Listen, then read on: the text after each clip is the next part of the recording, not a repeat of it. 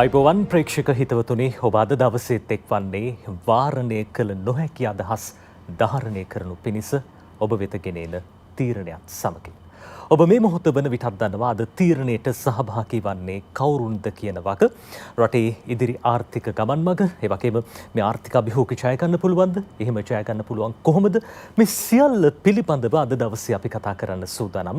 ඒ සඳහා සුදුසුම චරිතයකට අපි ආරාධනා කළා අද දවසේ තීරණයට. අද දවසේ තීරණයට එකතු වන්නේ ජනමාධ්‍ය අමාත්‍ය ආචාර්ය නාලක ගොඩහේවා මැතිතුමන්. ඔබතුමන් ආදරයෙන් අපි පිළිගන්නවා ITN මාධ්‍ය ජාලයට දැන් ජනමාධ්‍ය අමාත්‍යවරයා විදිහට පත් වෙලා පළමු වරට ඔබතුමන් මේ විදිහට සම්බන්ධ වෙන්නේ. මීට පෙර මේ මැදිරියේ ඕනතරම් ඔබතුමන් සාකච්ඡාවලට සහභාගී වෙලා ඇති.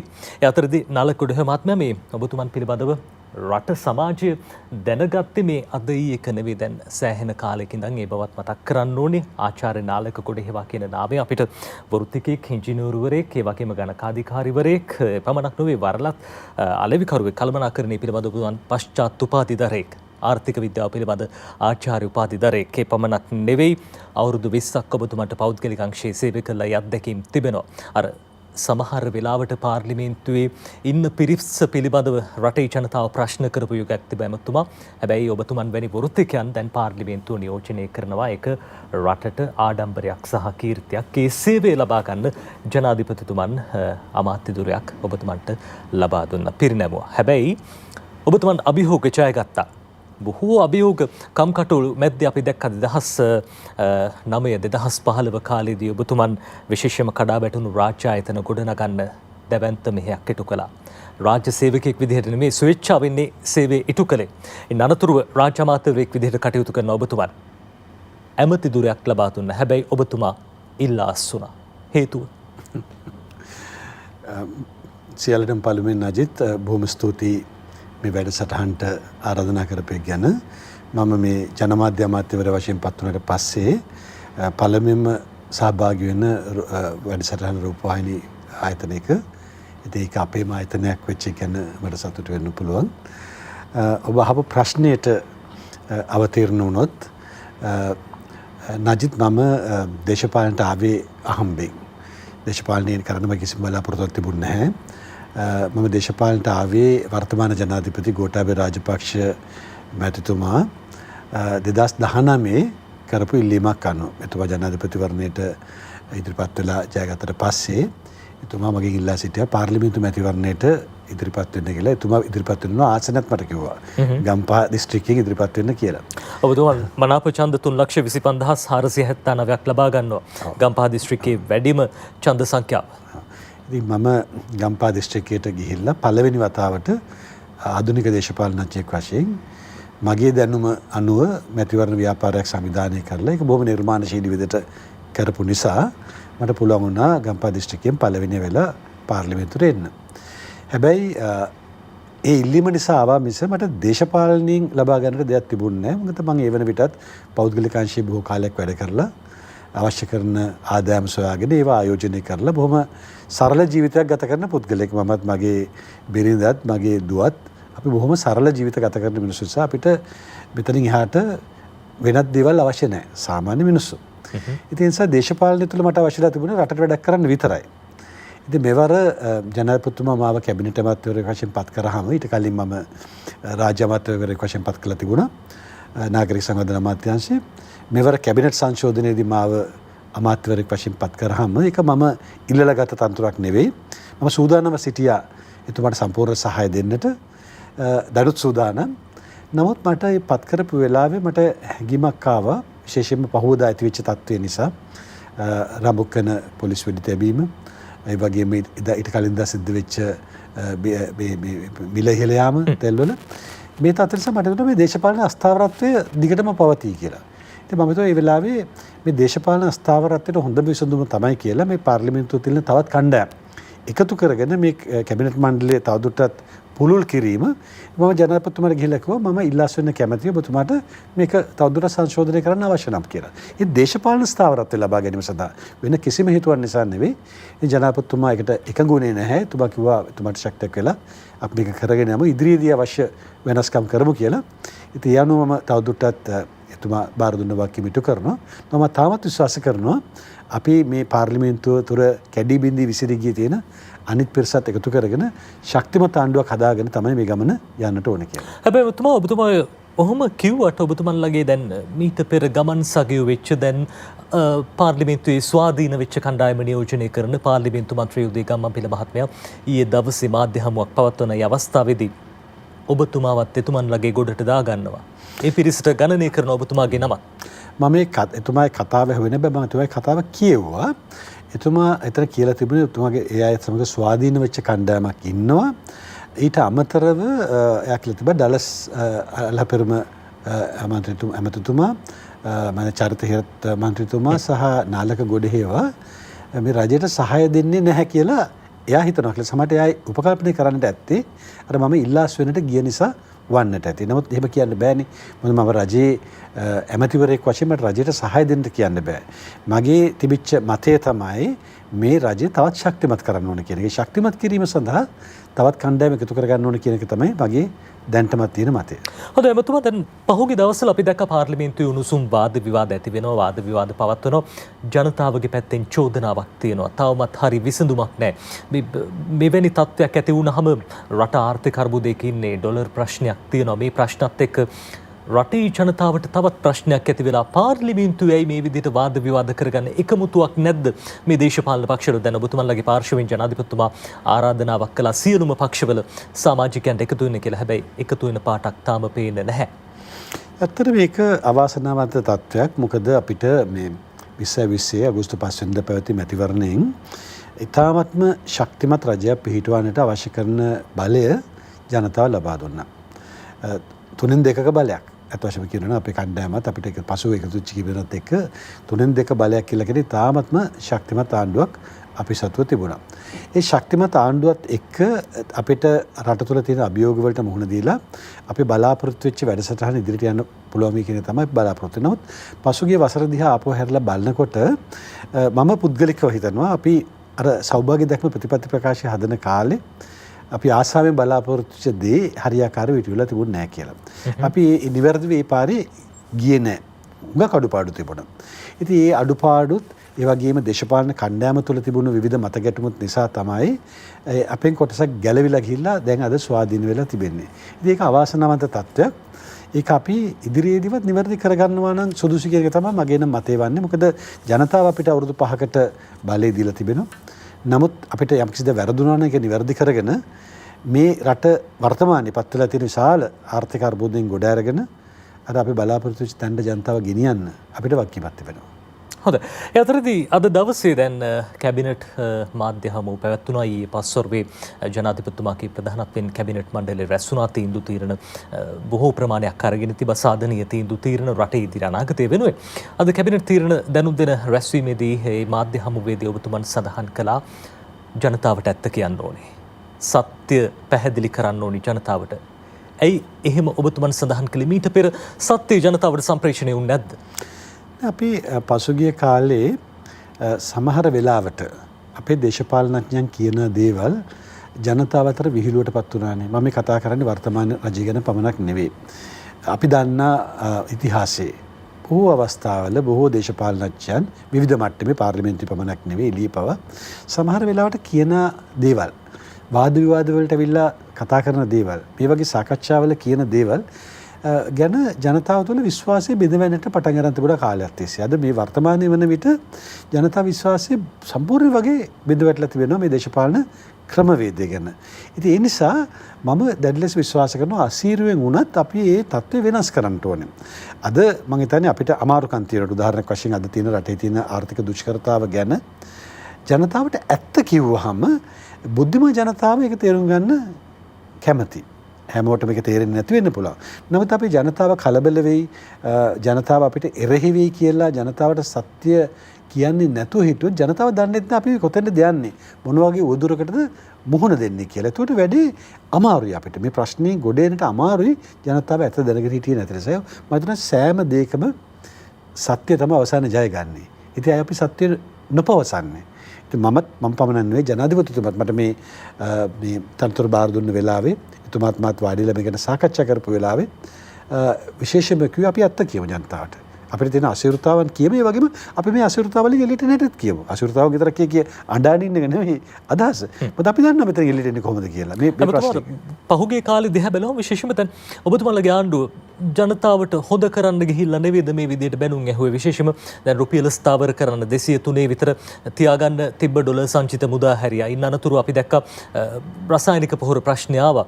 කාබනික පොහොර ජනතාවගේ පැත්තෙන් ගත්තොත් එහෙම ජනතාවට හොදක් කරන්න ඔබතුමාලගේ අදහස වෙලා තිබ්බේ. හැබැයි මේ දේවල් එච්චර ජනප්‍රිය වුණේ හැම දේවල් ජනතාව ප්‍රිය නොකරන තැනටපත් වුණා. මේ අර ජනතාවට දැන් ඔබතුමා කියනවා වගේ සත්‍යය පැහැදිලි කළ යුතුයි. පහුගිය තීන්දුව తీරන ගැන හිතලා හරි ඉදිරි තීන්දුව తీරන ඔබතුමාලා කළමනාකරණය කරනවාද? ඊයේ දවසේ මොනවද ඇති වෙච්ච සාධනීය අදහස්?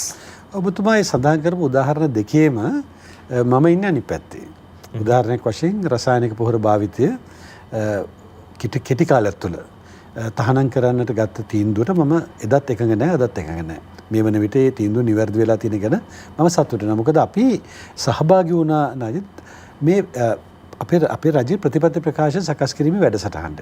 එතනදී අපි කිව්වේ මේ කාබනික පොහොර භාවිතයට අපි යන්නේ අවුරුදු 10ක කාලයක් පුරා කියලා. මේක ක්‍රමක්‍රමයෙන් එතන යන්න ඕන කියන කාරණේ තමයි අපි යෝජනා කරේ. ඉතින් මොනෑම හේතුවක් නිසා හෝ මේක කෙටි කාලීනව කරන්න ගිය උත්සාහය මම හිතන්නේ අසාර්ථක වෙනවා කියන මතේ මම එදත් හිටියා. මම ඍජුව මේකට සම්බන්ධ වෙලා හිටියේ නෑ. මගේ අමාත්‍යාංශයට ඍජුව සම්බන්ධ නැති වුණත් මම ලැබිච්ච අවස්ථාවල ඒක කියලා තියෙනවා. ඉතින් අද ඒක නිවැරදි වෙලා තියෙනවා. ඒකේ හොඳ දේවල් තියෙනවා. සාධනීය දේවල් බොහෝමයක් තියෙනවා. නමුත් ඒක එහෙම කඩිනමින් කරන්න බෑ. ඒක අද ඔප් වෙලා තියෙනවා. ඊළඟ රුපියල පාවිච්චි කිරීමේ කාරණේ වුණත් රුපියල පා කරන්න ඕන කියන දන මම හිටියා. ආර්ථික විද්‍යාව පිළිබඳව ඔබ හසල දැනුමක් මම හිතන්නේ රුපියල පා කරනවටත් වඩා අර අල්ලගෙන හිටපු තැන නිදහස් කිරීම අවශ්‍යතාවය තිබුණා. ඒක පියවර කීපයකින් කරන්න තිබුණා. දැන් උදාහරණයක් වශයෙන් 1990 ගණන් වල ඉන්දියාවේ මේ හා සමාන ආර්ථික අර්බුදයක් ආපු වෙලාවේ ගොඩක් සමානයි මිට. ඒ වගේම ආර්ථිකය සම්පූර්ණයෙන්ම කඩවැටලා මාස දෙකකට පමණ විදේශ සංචිත තියෙන අර්බුදයක් ආපු වෙලාවේ තමයි ඉන්දියාවේ නරසිංහ රාහු කියන අගමැතිවරයා අලුතෙන් පත්වෙච්ච රජීව් ගාන්ධි මේ ජනාධිපති අපේක්ෂා මැරිලා ඒ වෙලාවේ නරසිංහ රාව් අගමැතිතුමා පත් වුණාම විශාල ආර්ථික අර්බුදයකට ගිහිලා තිබිච්ච ඉන්දියාවේ ආර්ථිකය ගොඩ ගන්නට එළියේ හිටපු මන්මෝහන් සිං කියන ආර්ථික විශේෂඥයාව ජාතික ලැයිස්තුවෙන් ඇතුළට ගෙනල්ලා මුදල් අමාත්‍යවර වශයෙන් පත් කරනවා. ඔහුත් ගන්නා තීන්දුව අතර එක තීන්දුවක් තමයි මේ වෙලාවේ ඉන්දියානු රුපියල පා කරන එක. හැබැයි ඒක කරන්නේ එකවරකට නෙවෙයි. ඒක කරන්නේ පියවර දෙකකින් ඒ අවස්ථාවේ. ඉතින් ඒ වගේ අපිත් මං හිතනවා මේක එකපාරටම අතාරින්නේ නැතුව සරුංගලයේ නූල කඩනවා වගේ කරන්නේ නැතුව හිමින් ඒක නිදහස් කරන්න තිබ්බා කියලා මම විශ්වාස කරනවා. හොඳයි. ඔය සියල්ල අතරේ එමතුමා දැන් IMF සාකච්ඡාව පැවැත්වුණා. මූලික වටේ සාකච්ඡාව දැන් නැවතත් සාකච්ඡා කරන්න නියමිතලා තියෙනවා. සාධනීය ප්‍රතිඵල බලාපොරොත්තු වෙනවා. සහාය පිළිබඳව දැනුවත් කිරීමක් සිදු කළ මුදල් අමාත්‍යතුමා විදිහට අලි සබ්රි අමාත්‍යතුමන් දැන් ඔබතුමාගේ දැනීමේ හැටියට සහ දැන් කැබිනට් මණ්ඩලය තුල ඊයේ සාකච්ඡා වුණු කරුණුත් එක්ක දැන් IMF මුදල් විතරක් අපිට ප්‍රමාණවත්ද නැත්නම් වෙනත් රටවලින් ණය ලබා ගන්න සැලසුමක් තියනවද? මොකද්ද ඉදිරි වැඩපිළිවෙල? නජිත් මේ වෙලාවේ ලංකාවට මේ අවුරුද්ද විතරක් ගත්තොත් මේ අවුරුද්දේ විතරක් අපිට මේ ගෙවුම් ශේෂ හිඟිය බිලියන 7ක පමණ ප්‍රමාණයක් තිබෙනවා. ඒක විශාල ප්‍රමාණයක්. හරි. මොකද හේතුව තමයි අපිට අපේක්ෂා කරපු ආදායම් නොලැබීම එක පැත්තකින් සංචාරක ව්‍යාපාරය, ඒ වගේම විදේශ ප්‍රේෂණ, විදේශ ආයෝජන වගේ ලංකාවට ඩොලර් එන එහෙම නැත්නම් විදේශ විනිමය එන දේවල් ගොඩක් අඩාල වුණා. ඒ වගේම අපේ මේ වියදම් වැඩි වුණා. අපේ ණය ගෙවීම් බිලියන 7ක් පමණ මේ අවුරුද්දේ අපිට ගෙවන්නට තිබෙනවා. ඉතින් මෙන්න මේ අපි කතා කරන්නේ මෙන්න මේ වසරේ තියෙන මේ අර්බුදය ගැන තමයි කතා කරන්නේ තාම හැමෝම. එතකොට මේ අලි සබ්රි අමතතුමා IMF වලට ගිහිල්ලා කතා කරනකොටත් එතුමාත් හුඟක් කරුණු පැහැදිලි කරේ ඇවිල්ලා මේ දැනට තියෙන ප්‍රශ්නේ ගැන. ඉතින් මේ වසරේ තියෙන ප්‍රශ්නේ විසඳා ගන්නටත් අපිට IMF ගැන මුදල් මදි. මොකද IMF මුදල් එකපාරට දෙන්නේ නැහැ. ඒක දෙන්නේ පියවර කීපයකින් යම්කිසි කාලයක් ගත වෙනවා ඒකට. ඒ නිසා අනිවාර්යයෙන්ම අපිට IMF එකට අමතරව තවත් යම් ක්‍රමයකට මුදල් හොයාගන්නට වෙනවා. ණය ලබා ගන්න විපක්ෂය කරන ප්‍රධාන චෝදනාවක් තමයි දැන් මැයි මාසෙන් පස්සේ රටේ තෙල් නැති වේවි, ආහාර ආනයනය කරන මුදල් නැති වේවි. දැනට සැලසුම් සකස් කරලා තියනවාද? එහෙම බැරි වෙනවා නම් මොනවා හරි පුළුවන් කරගන්න ක්‍රමවේද? ඒකනේ අපි මේ කරන්නේ. අපි වගකීම් රජයක් වශයෙන් අපි වර්තමාන කැබිනට් මණ්ඩලය උත්සාහ කරන්නේ ඒ ප්‍රශ්නේ දැකලා ප්‍රශ්නෙට විසඳුම හොයන්නට. අපිට ප්‍රශ්නය කියන්න හරි ලේසි. ඒකේ එළියෙන් නම් ප්‍රශ්නේ කියන්න ඉතාමත්ම පහසුයි විපක්ෂයට.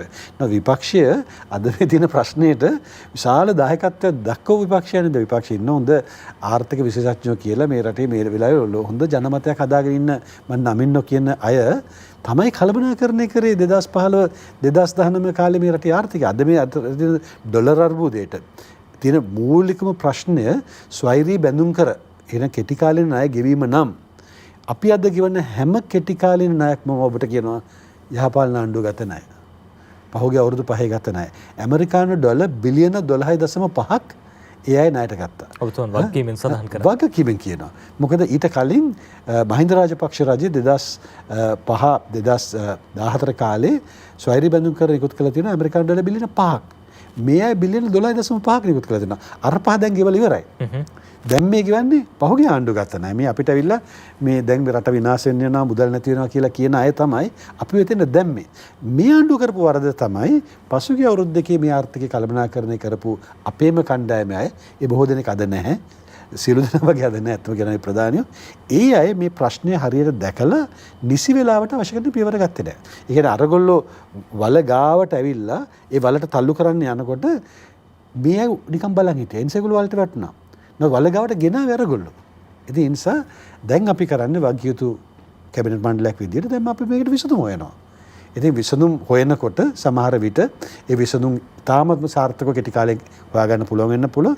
යම්කිසි දීර්ඝ කාලයක යන්න පුළුවන්. නමුත් අපි ජනතාව වෙනුවෙන් බොහොම මහන්සි වෙලා විසඳුම් සොයමින් සිටිනවා. මුදල් ඇමතුමා අලුතෙන් පත් කරපු ආර්ථික කළමනාකරණ කණ්ඩායම ගැන අපිට ලොකු විශ්වාසයක් තිබෙනවා. ඒ අයට අපේ දැනුමත් සමග අපේ සහායත් ලැබෙනවා. ඉතින් අපි ජනතාවට කියනවා ඉස්සරහට එන්න තියෙන කාලය අමාරුයි. හැබැයි අපිට මේකෙන් ගොඩ යන්නට පුළුවන්. හොඳයි මෙතුමා දැන් අර IMF ණය මුදල් ලබා ගැනීමට යමදී ඔවුන් සඳහන් කරන ප්‍රධාන කොන්දේසියක් නැත්නම් කාරණාවක් තමයි මේ රටේ දේශපාලන ස්ථාවරත්වයක් තියෙන්න ඕන කියන කාරණාව. උතුමත් අද දවසේ අපි දැක්ක මාධ්‍ය හමුවේදී මේ පිළිබඳව සඳහන් කරනවා. අනිකුත් දේශපාලන නායකිනුත් මේ පිළිබඳව අදහස් පළ කරනවා. හැබැයි දේශපාලන ස්ථාවරත්වයක් ඇති කරගන්න දැන් අන්තර්වාර රජයක් පිහිටවන්න සූදානමක් තියෙනවා. අපි දැක්ක අද දවසේදීත් විවිධ තැන්වල සිද්ධ වුණු කතාබහ ඇතුළේ අගමැතිතුමාට ඉල්ලාස් වෙන්න බල කරනවා පිරිසක්. ඒ අතරදී අගමැතිතුමාට විශ්වාසය පළ කරනවා තවත් පිරිසක්. දැන් මේ සියල්ල හමුවේ දේශපාලන ස්ථාවරත්වයක් නිර්මාණය වෙයිද? ඇත්ත වශයෙන්ම කියනවා නම් දේශපාලන ස්ථාවරත්වය නිර්මාණය වෙන්න පුළුවන් ක්‍රම කීපයක් තිබෙනවානේ. එකක් තමයි එළියේ තියෙන ප්‍රශ්නේ. දැන් මේ ජනතාව මුළු රට පුරාම එළියට බැහැලා රජයේ ගෙදර යන්න, ජනාධිපතිතුමා ගෙදර යන්න, අගමැතිතුමා ගෙදර යන්න කියලා කරන ඉල්ලීම. මේ කොපමණ ප්‍රමාණයක්ද කොපමණ ප්‍රතිශතයක්ද කියලා අපි දන්නේ නැහැ. නමුත් අපිට පේනවා මාධ්‍යවලින් හැමතැනම මුළු රට පුරාම මේ විරෝධයක් තිබෙනවා. ඒ වගේම පාර්ලිමේන්තුව ඇතුලේ අපේ කණ්ඩායම කැඩිලා CC-කට විසිරී යමින් තිබෙනවා. දැන් අපිට ගිය සුමාන වෙනකොට අපිට පැහැදිලිවම 117 දෙනෙක් පමණ අපේ රජය සමග සිටියා. දැන් මේ ඔබතුමා කිව්වා ගම්මන්පිල මන්ත්‍රීතුමා වගේ අය කියනවා ඒක නැහැ කියලා. සමහර මම දැක්ක කිරියල් විපක්ෂයේ හිටපු ඇමතිතුමා කියනවා දැන් අනිවාර්යයෙන්ම ආණ්ඩු පරදන්තරම් ප්‍රමාණයක් ඒකට තිබෙනවා කියලා. මම දන්නේ ඇත්ත කතාව. තාමත් අපි දන්නේ සත්‍ය තොරතුරු කොහොමද කියලා. නමුත් යම්කිසි අස්ථාවරයක් ඇතිලා තියෙනවා. මම කියන්නේ නජිත් අපි හිතමු අපේ කැඩිලා ගිය පිරිස ආපහු ගන්න පුළුවන් නම් අපිට. එතනම අපිට තියෙනවානේ ස්ථාවර ආණ්ඩුව. අපිට 145ක් 150කට කිට්ටු ප්‍රමාණයක් හිටපු ආණ්ඩුවක් අපි සතුව තිබුණා. ඒක මම කියන්නේ අපි මේ විසිරලා ගිහිල්ලා තියෙන පිරිස එකතු කරගන්න ඕනේ. ඊට අමතරව අපිට විපක්ෂයන්ුත් අපිත් සමග එකතු වෙලා මේ ඇත්තටම මේ තනතුරු සඳහා නෙවෙයි මේ රට හදන්න ආදරයෙන් එකතු වෙන පිරිසක් ඉන්නුනේ. ඊයත් එකතු කරගෙන ශක්තිමත් රජයක් පිහිටවන්න පුළුවන්. ඒ රජය පිහිටවනකොට ඒහි සංයුතිය කුමක්ද අගමැතිවරයා කවුද ඒවා කරුණු කතා කරලා තීන්දුව කරන්න පුළුවන්. ඒකේ මේ වෙලාවේ මම නම් කිසිම මතයක් පත් කරන්නේ කවුද හොඳ කවුද නරක කියලා. මම කියන එකම දේ තමයි අපි ශක්තිමත් ආණ්ඩුවක් හදාගමු. පාර්ලිමේන්තුව ඇතුළේ ඉස්සෙල්ලා ස්ථාවරත්වය ලබා ගමු. ඊට පස්සේ අපිට එකතු වෙලා මේ කරන දේවල් ගැන ඇත්ත කියලා ජනතාවට මහන්සි වෙලා වැඩ කරලා එළියේ තියෙන දේශපාලන අර්බුදය ක්‍රමක්‍රමයෙන් निराකරණය කරගන්න පුළුවන්. අර ඔබතුමන් කියපු දේශපාලන ස්ථාවරත්වය ඇති කරගන්නකොට දැන් පක්ෂයේ ඇතුළෙම සමහරලාට අපි දකිනවා ඇමතුමා මේ දැන් විවිධ යෝජනා එනවා මේ රාජ්‍ය අමාත්‍ය අරුන්දික ප්‍රනාන්දු මහත්මයාත් සඳහන් කළා තිබ්බා අගමැතිතුමා සහ රජයට ඉල්ලාස් වෙන්න ඕනේ කියලා. ඊට අමතරව තවත් മന്ത്രിවරු 10 දෙනෙක් මේ මතයක ඉන්නවා කියලා තියෙනවා. දැන් මේ දේවල් එක්ක දැන් කොහොමද ඔය වැඩ කටයුතු කරගන්න පුළුවන්ද? අලුත් රජයක් පිහිටවන්න වෙයිද මේ යන තත්ත්වය අනුව? ඒක අපිට කියන්න බෑ. දේශපාලනය කියලා කියන්නේ හරියම අවිනිශ්චිත දෙයක්. මොකද අද තියෙන තත්ත්වය නෙවෙයි හෙට තියෙන තත්ත්වය නෙවෙයි අනිද. මොකද දේශපාලනඥයෝ හුඟ දෙනෙක් වැඩ කරන්නේත් මම හිතන ඔබ සඳහන් කරා පුද්ගලික අවශ්‍යතාව පදනම් කරගෙන අත් වශයෙන්ම කියනවා නම් මේ රට ගැන හිතලා ජාතිය ගැන හිතලාම නෙවෙයි සෑම දේශපාලනඥයෙක්ම වැඩ කරන්නේ. එහෙම වැඩ කරන දේශපාලනඥයෝ ගොඩක් ඉන්නවා. එහෙම නොකරන අයත් ඉන්නවා. ඉතින් ඒ නිසා මේ සමහර අයගේ මතය එහාට මෙහාට දෝලණය වෙනවා. ඒ දෝලණය වීමත් සමග පාර්ලිමේන්තුව තුළ තියෙන තත්ත්වයක් වෙනස් වෙනවා. දැන් එක වෙලාවක අපි දැක්ක විපක්ෂයේ කියනවා අන්තර්වාද ආණ්ඩුව පිටවන්න ඕනේ කියලා. ඉතින් අපි ඔක්කොම එකට යම් කිසි ආකාරයක එකඟ වෙගෙන එනකොට අද මම දකිනවා විපක්ෂ නායකතුමාත් ඒ වගේම ඊළඟ තියෙන අනිත් පක්ෂයේ නායකතුමාත් කියනවා එහෙම කරන්න බෑ කියලා. එතකොට මේ මතේ වෙනස් වෙන්නේ දේශපාලනික හේතුන් නිසා වෙන්න පුළුවන් පුද්ගලිකව ඔවුන්ට බලපාන. ඉතින් ඒ වගේ දේශපාලන ස්ථාවරත්වය දිගින් දිගටම වෙනස් වෙන්න පුළුවන්. මට ඔබට උත්තරයක් කියන්න බෑ මේ ආණ්ඩුව තියේද නැද්ද කියන එක. මේ වෙලාවේ මේ ආණ්ඩුව තියෙනවා. මේ වෙලාවේ මේ ආණ්ඩුවට බහුතරය තිබෙනවා. අර ඔබතුමන්ගේ වචන වල මාධ්‍ය හමුවේදී අපි දැක්ක මේ විශේෂයෙන්ම සඳහන් කරන කෙටි කාලයක් වෙන්නත් පුළුවන්, දිගු කාලයක් වෙන්නත් පුළුවන්. අපි දුටුව මාධ්‍යවේදීන් ප්‍රශ්න කරන දැන් ඇමතුමා ඇමති දුරේ දරන්නේ කොයි වගේ කාල සීමාවකටද කියන කාරණාවත් එක්ක කෙසේ වෙතත් ඔබතුමන් දැන් වත්මන් රජයේ ජනමාධ්‍ය අමාත්‍යතුමන් ජනමාධ්‍ය හැසිරවීම පිළිබඳව වගකීමක් තියෙනවා ඔබතුමන්ටත්. අපි දැක්ක පහුගිය කාලේ විශේෂයෙන්ම දැන් ජනාධිපතිවරයාගේ පෞද්ගලික නිවස ඉදිරිපිටට විශාල පිරිසක් ඇවිල්ලා සාමකාමී උද්ඝෝෂණයක් පසුව දැවැන්ත විරෝධතාවක් බවට පත් වෙනවා, ප්‍රචණ්ඩකාරී වෙනවා. මේ සියලු සිද්ධීත් එක්ක ජනමාධ්‍යයේ වාර්තාකරණය පිළිබඳව වත්මන් ජනමාධ්‍ය අමාත්‍යවරයා විදිහට දකින්නේ කොයි විදිහටද? ජනමාධ්‍ය වාර්තාකරණය ගැන නිගමනයකට එන්න එහෙමත් නැත්නම් මේ ගැන ඉංග්‍රීසියෙන් ජජ්මන්ට් එකට එන්න මම සූදානම් නැහැ. මොකද ජනමාධ්‍ය කියන දෙයට නිදහස තියෙනවා. මාධ්‍ය හැමතිස්සෙම මේ ජනතාව සමග ඉන්නේ. ඉතින් ජනතාව අතර යම්කිසි රාජ්‍ය විරෝධයක් ගොඩනැගීගෙන එනවා නම් බොහෝ දුරට ජනමාධ්‍ය විශේෂයෙන්ම පුද්ගලික ජනමාධ්‍ය ජනතා විරෝධයත් සමග යනවා. ඉතින් ඒ නිසා අපිට ඔවුන්ට දොස් කියලා වැඩක් නැහැ. අපි ඉස්සෙල්ලාම ප්‍රශ්නේ විසඳ ගන්නට ඕනේ. මම මේ ඔබ පටන් ගන්නකොට මම වරලත් අලෙවිකරුවෙක් ඉංග්‍රීසි කියනවා නම් චාර්ටර්ඩ් මාකටර් කෙනෙක්. අපි මේ අලෙවිකරණේ ඉගෙන ගන්නකොට වෘත්තියක් වශයෙන් අපි ඉගෙන ගන්න දෙයක් තමයි sannivedanaya කරන්න බෑ නරක භාණ්ඩයක්. sannivedanaya කොච්චර හොඳ වුණත් භාණ්ඩේ නරක නම් ඒ sannivedanaya සාර්ථක වෙන්නේ නැහැ. භාණ්ඩේ හොඳ නම් හොඳ sannivedanaya කරා ඒ භාණ්ඩේ අනික් දේවල් වලටත් වඩා හොඳට අලෙවි කරගන්න පුළුවන්. ඉතින් ඒ නිසා අපි ඉස්සෙල්ලාම අපේ තියෙන අඩුපාඩු හදා ගන්න ඕන. අපේ රජයේත් අඩුපාඩු තිබුණානේ අපි දැන් කතා කරානේ. ඉතින් අඩුපාඩු තිබුණා, වැරදි තිබුණා. හැබැයි අපි අඩුපාඩු හදා ගන්නවා නම් අපිට මේ ජනමතය ක්‍රමක්‍රමයෙන් වෙනස් කරන්න පුළුවන්. මම හිතනවා ඒත් එක්කම ජනමාධ්‍යත් හරි පැත්තට එවි කියලා. දැන් බලන්න 2009ට කලින් යුද්ධේ කාලේ අපි යුද්ධය සාර්ථකව කරගෙන යනකොට ජනතාව ඒ ගැන සතුටින් බලනකොට සියලුම ජනමාධ්‍ය අපිට එකතු වුණානේ. අපිට විරුද්ධවාදී හිටීම නැති තරම් කීප දෙනෙක් කරන විට. ඉතින් ඒ වගේ මේ ජනමාධ්‍ය කළමනාකරණය කියලා මේක කළමනාකරණය කරන්න බෑ. ජනමාධ්‍ය නිදහස් දෙනවත් එක්කම අපි හරි පාරේ යන්නට ඕනේ. අපි අපේ ප්‍රොඩක්ට් එක හරියට හදාගන්නට ඕනේ. ඒතර ජනමාධ්‍ය අපිත් එක්ක අපිට සහාය දක්වන්න පටන් ගන්න මීට වඩා.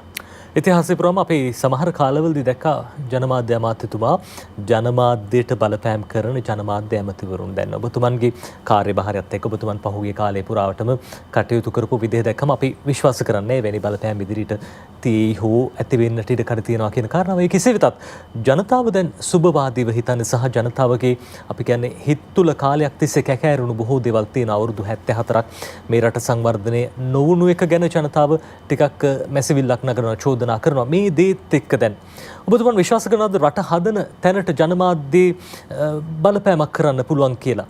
ජනමාධ්‍යයට පුළුවන්ද රටක් හදන්න, රටේ ආර්ථිකය වැඩි දියුණු කරන්න, මේ ජනතාවගේ අර මානසිකත්වේ නැත්නම් අපි කියන ඔලු ගෙඩි ටික හදන්න? අනිවාර්යයෙන්ම පුළුවන්. මම මුලින්ම කිව්වාගේ මම බලපෑමක් කරන්න කැමති නැහැ. නමුත් ඔබේ ප්‍රශ්නය අහපු නිසා මම හිතනවා ජනමාධ්‍ය වලින් කරන්නට ඕනේ පුළුවන්කමක් තිබෙනවා නම් මේ ප්‍රශ්නේ පෙන්වන එක විතරක් නෙවෙයි. ප්‍රශ්නෙට හේතුවක් පෙන්වන්නට ඕනේ. නැත්නම් අපි ප්‍රශ්නේ විතරක් පෙන්වනකොට ඉන් වෙන්නේ ජනතාව අතර විශාල අප්‍රසාදයක් ඇවිල්ලා ඒවා කලකෝලහල බවට පත්වීමේ මිස විසඳුමක් සොයාගන්න කවුරුත් උත්සුක වන්නේ නැහැ. නමුත් අපි ප්‍රශ්නෙට හේතුව ජනමාධ්‍ය වලින් ගිහිල්ලා ඒක විමර්ශනය කරලා ඒ ගැන කතා කරන මෙන්න මෙතනයි ප්‍රශ්නේ තියෙන්නේ කියලා මම ජනතාවගේ අවධානය එතෙන්ට යොමු වෙනවා. ඒතකොට මේ ප්‍රශ්නෙට හේතු වෙන අයටත් ඒක නිවැරදි කරන්න උදාහරණයක් කියන්න. අපි මේ දූෂණය ගැන විතරක් කතා කරනකොට අපි ඇත්තට මේ දූෂණය කරන තැනට යන්නට ඕනේ. කොතනද ඒක සිද්ධ වෙන්නේ? මේ රටේ දැන් සමහරවිට මතයක් තිබෙනවා දේශපාලනඥයෝ දූෂිතයි කියලා. ඉතින් ඒකේ ඇත්තකුත් තියෙනවානේ මේ ඉතිහාසයේ පුරා අපි දන්නවා මේ කියන්නේ නම් 225 විපාක කියන තැනට ඇවිල්ලා තියෙනවා. නෑ මම කියන්නේ ඒකනේ අපි දන්නවා මේ දූෂණය කියන දේ දේශපාලනය තුළ දිගටම ක්‍රියාත්මක වෙලා තිබෙනවා. හැබැයි අපි 225ම එපා. හරි මේ සියලු දෙනාම දූෂිතෝ කියන එකේ මොකද වෙන්නේ? සැබෑ දූෂිතෝ හැංගෙනවා.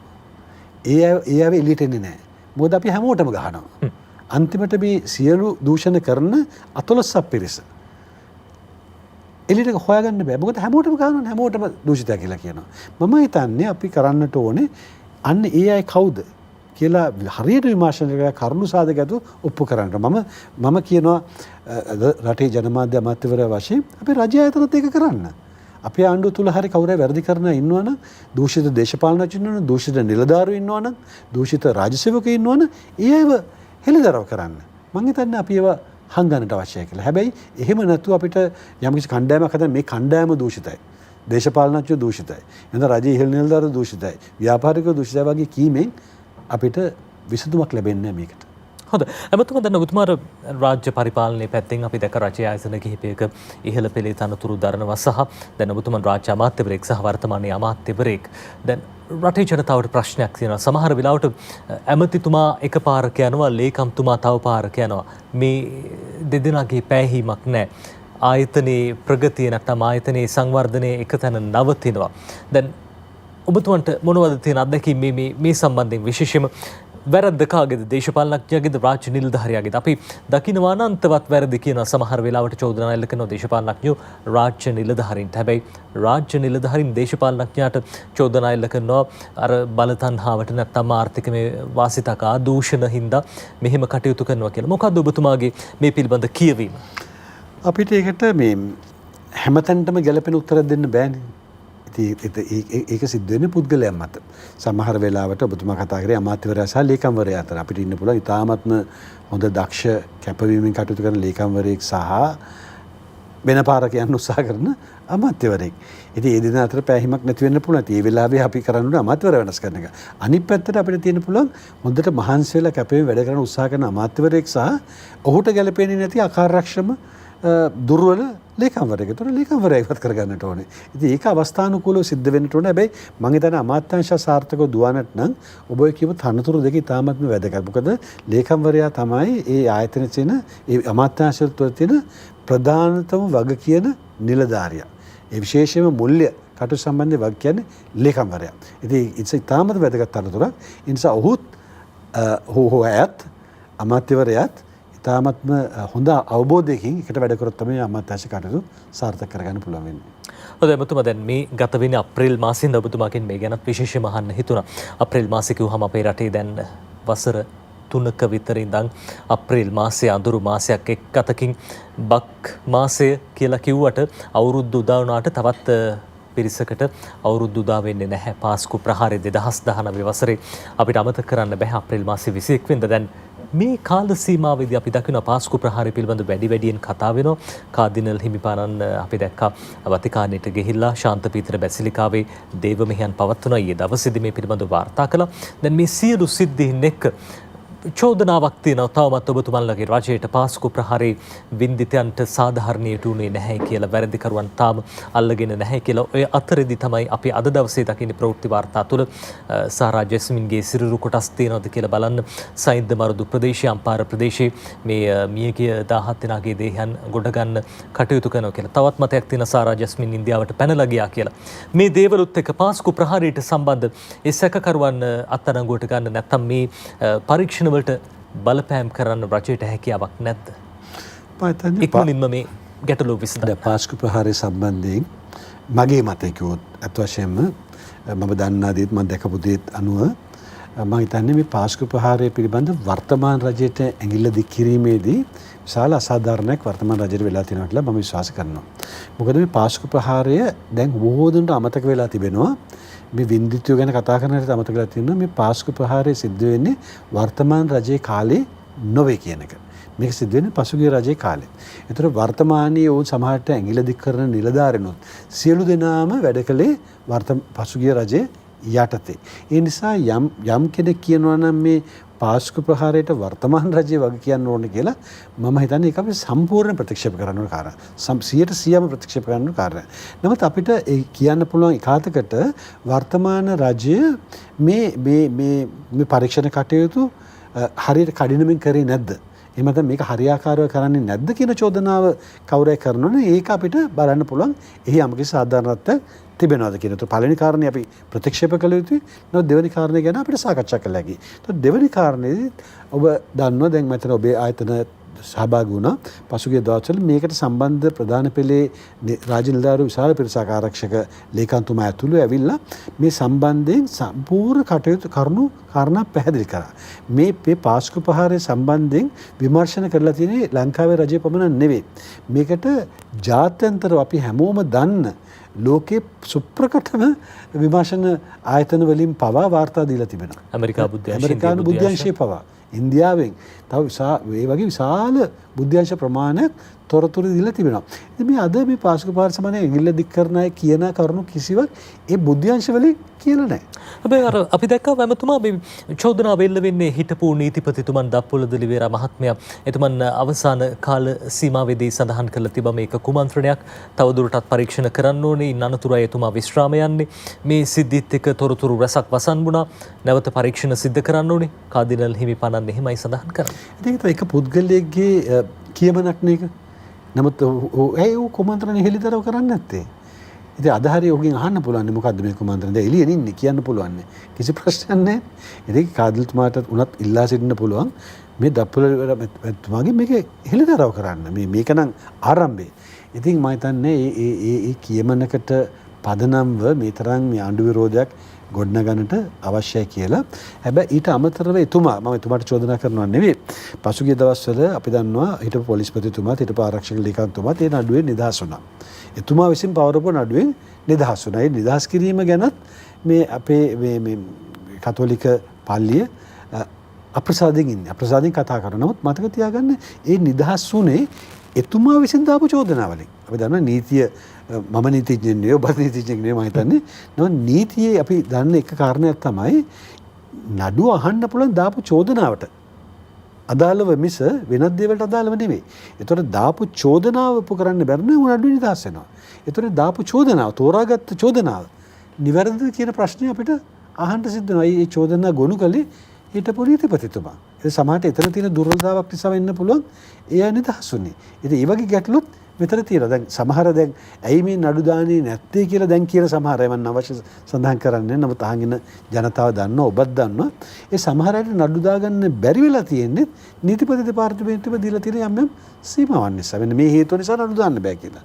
ඉතින් ඒ නිසා ඇත්තටම රජය යම් විශාල අසිරිතාවකට පත් වෙලා තියෙනවා. මොකද වර්තමාන ජනාධිපතිතුමා බලයට එනකොට ඔහු කියපු දෙයක් තමයි පසුගිය රජයේ වගේ නීතියට ඇඟිලි ගහන්නේ නැහැ කියන එක.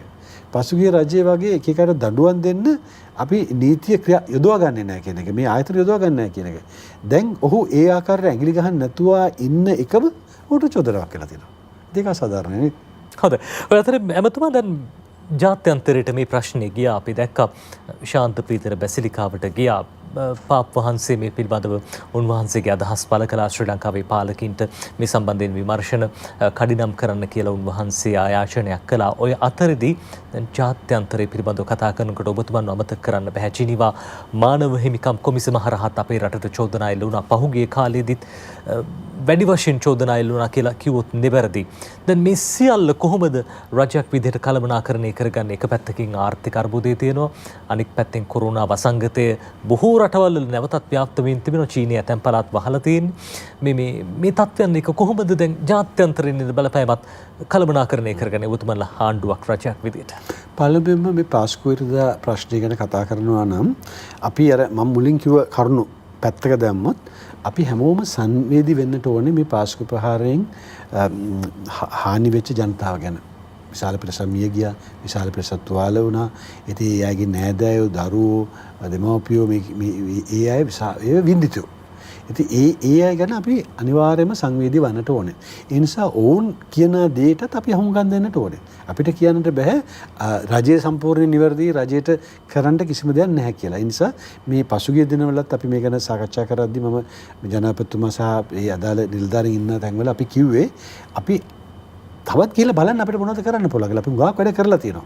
බොහෝ දේවල් කරලා තියෙනවා. නමුත් මේ වින්දිතෝ කියන දේ තහන්න, කාදෙල්තුමා කියන දේ තහන්න, තවත් මොනවා හරි කරන්න, පොඩ්ඩක් හරි කරන්න දෙයක් ඉතුරුලා තියෙනවා. ඒක කරන්න කියලා. මම හිතන්නේ දැන් ඔබ කතා කරපු සාරාගේ දේහය සෙවීමේ කටයුතු වගේ දේවල් පවා නැවත සිදු වෙන්නේ. හෙට දවසේ මේ දේහයන් නැවත ගොඩ ගන්නවා. ඒ අවශ්‍යතාව නිසා මම හිතන්නේ රජය සම්පූර්ණ උත්සාහය දරනවා.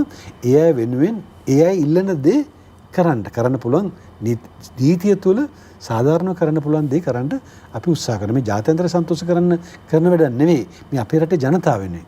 මේකෙන් පීඩනයටපත් වෙච්ච ජනතාව වෙනුවෙන් අපේ පූජකතුමාලා වෙනුවෙන් රජය ගන්න උත්සාහයක්. අනිත් පැත්තෙන් සමස්තයක් වශයෙන් මේ රටේ තියෙන කාරණේ ගැන කතා කරනකොට මම හිතන්නේ ජාත්‍යන්තරයකට අපි කරන්න ඕන මම ඔබට මුලින්ම කිව්ව දේ තමයි අපි සත්‍ය පවසන්නට ඕනේ. අපි මේ ඇත්ත කරුණු කියන්නට ඕනේ. අපි නිවැරදි වෙන්නට ඕනේ. ඇත්ත කියන්නට ඕනේ. එතකොට අපිට ජාත්‍යන්තරයෙන් යම්කිසි සහනයක් ලබා ගන්න පුළුවන්. හොඳයි. ජිනීවා මානව හිමිකම් කොමිසම සම්බන්ධයෙන් කතා කරනකොට දැන් යෝජනාවලියක් ඉදිරිපත් වෙලා තිබ්බා. අපි දැක්කා මිෂෙල් බැචලි මහත්මිය මේ සම්බන්ධයෙන් අවධානය යොමු කරන ඔය අතරදී අපේ රටට එල්ල වෙන චෝදනා දැන් මේ දේවලුත් කළමනාකරණය කරගත යුතුයි. ජිනීව මානව හිමිකම් කොමිසමට මම සහභාගී වෙලා තියෙනවනේ වාර ගණනාවක් ඔබ දැකලත් ඇති. ඒ කාලේ විශේෂයෙන්ම 2015 2019 කාලේ ජිනීවා ගිහිල්ලා ජිනීවා ගිවිසුම මේ වැඩසටහනට විරුද්ධව කතා කරපු කෙනෙක් මම. ඉතින් මානව හිමිකම් කවුන්සිලේ ක්‍රමවේදය තමයි ලෝකයේ බොහෝ රටවල තිබෙන මානව හිමිකම් ප්‍රශ්න ගැන මත ප්‍රකාශ කරන එක. ඒතර මේ මානව හිමිකම් කවුන්සිලේ ප්‍රකාශ කරන මත 100%ක්ම නිවැරදි නැහැ. ඒවා අපි කාලේ දීර්ඝ වශයෙන් සාකච්ඡා කරලා කතා පවත්වලා පෙන්නලා දීලා තිබෙනවා. මොකද ඒ කවුන්සිලේ තියෙන යම් රටවල තියෙන දේශපාලන මතවාද විවිධ රාජ්‍යයන් සමග තියෙන සම්බන්ධතා මේ මානව කවුන්සිලේ හරහා එළියට එනවා. ඒ එළියට ආවා කියලා අපි විශේෂයෙන් බය වෙන්නට අවශ්‍යතාවකුත් නැහැ. මොකද මානව හිමිකම් කවුන්සිලේ ඉන්නේ රටවල් 47යි. ඒකෙන් නෙවෙයි එක්සත් ජාතික සංවිධානයේ අවසාන තීන්දුව ගන්නෙ. අවසාන තීන්දුව ගන්නෙ ආරක්ෂක මණ්ඩලය. ඒ නිසා ඒ අය කියන දේවල් අපිට කරදරයක් වුණාට ඒවා නිසා අපිට මහා විශාල විනාශයක් වෙන්නේ නැහැ කියන කාරණේ මම නැවතත් කියලා තියෙනවා. හැබැයි අපි මානව හිමිකම් කවුන්සිලයට විරුද්ධ වෙලා එයා කියන හැමදේම ප්‍රතික්ෂේප කරමින් ඉන්න එකත් හොඳ නැහැ. මම හිතන්නේ වර්තමාන රජය ආවට පස්සේ අපි ඔවුන් සමග වඩාත් සමීපව කටයුතු කරන්න පටන් ගත්තා. ඒ නිසා මම හිතනවා අපේ ඔවුන් සමග තියෙන සම්බන්ධතාව සෑහෙන දුරට දියුණු වෙමින් පවතිනවා.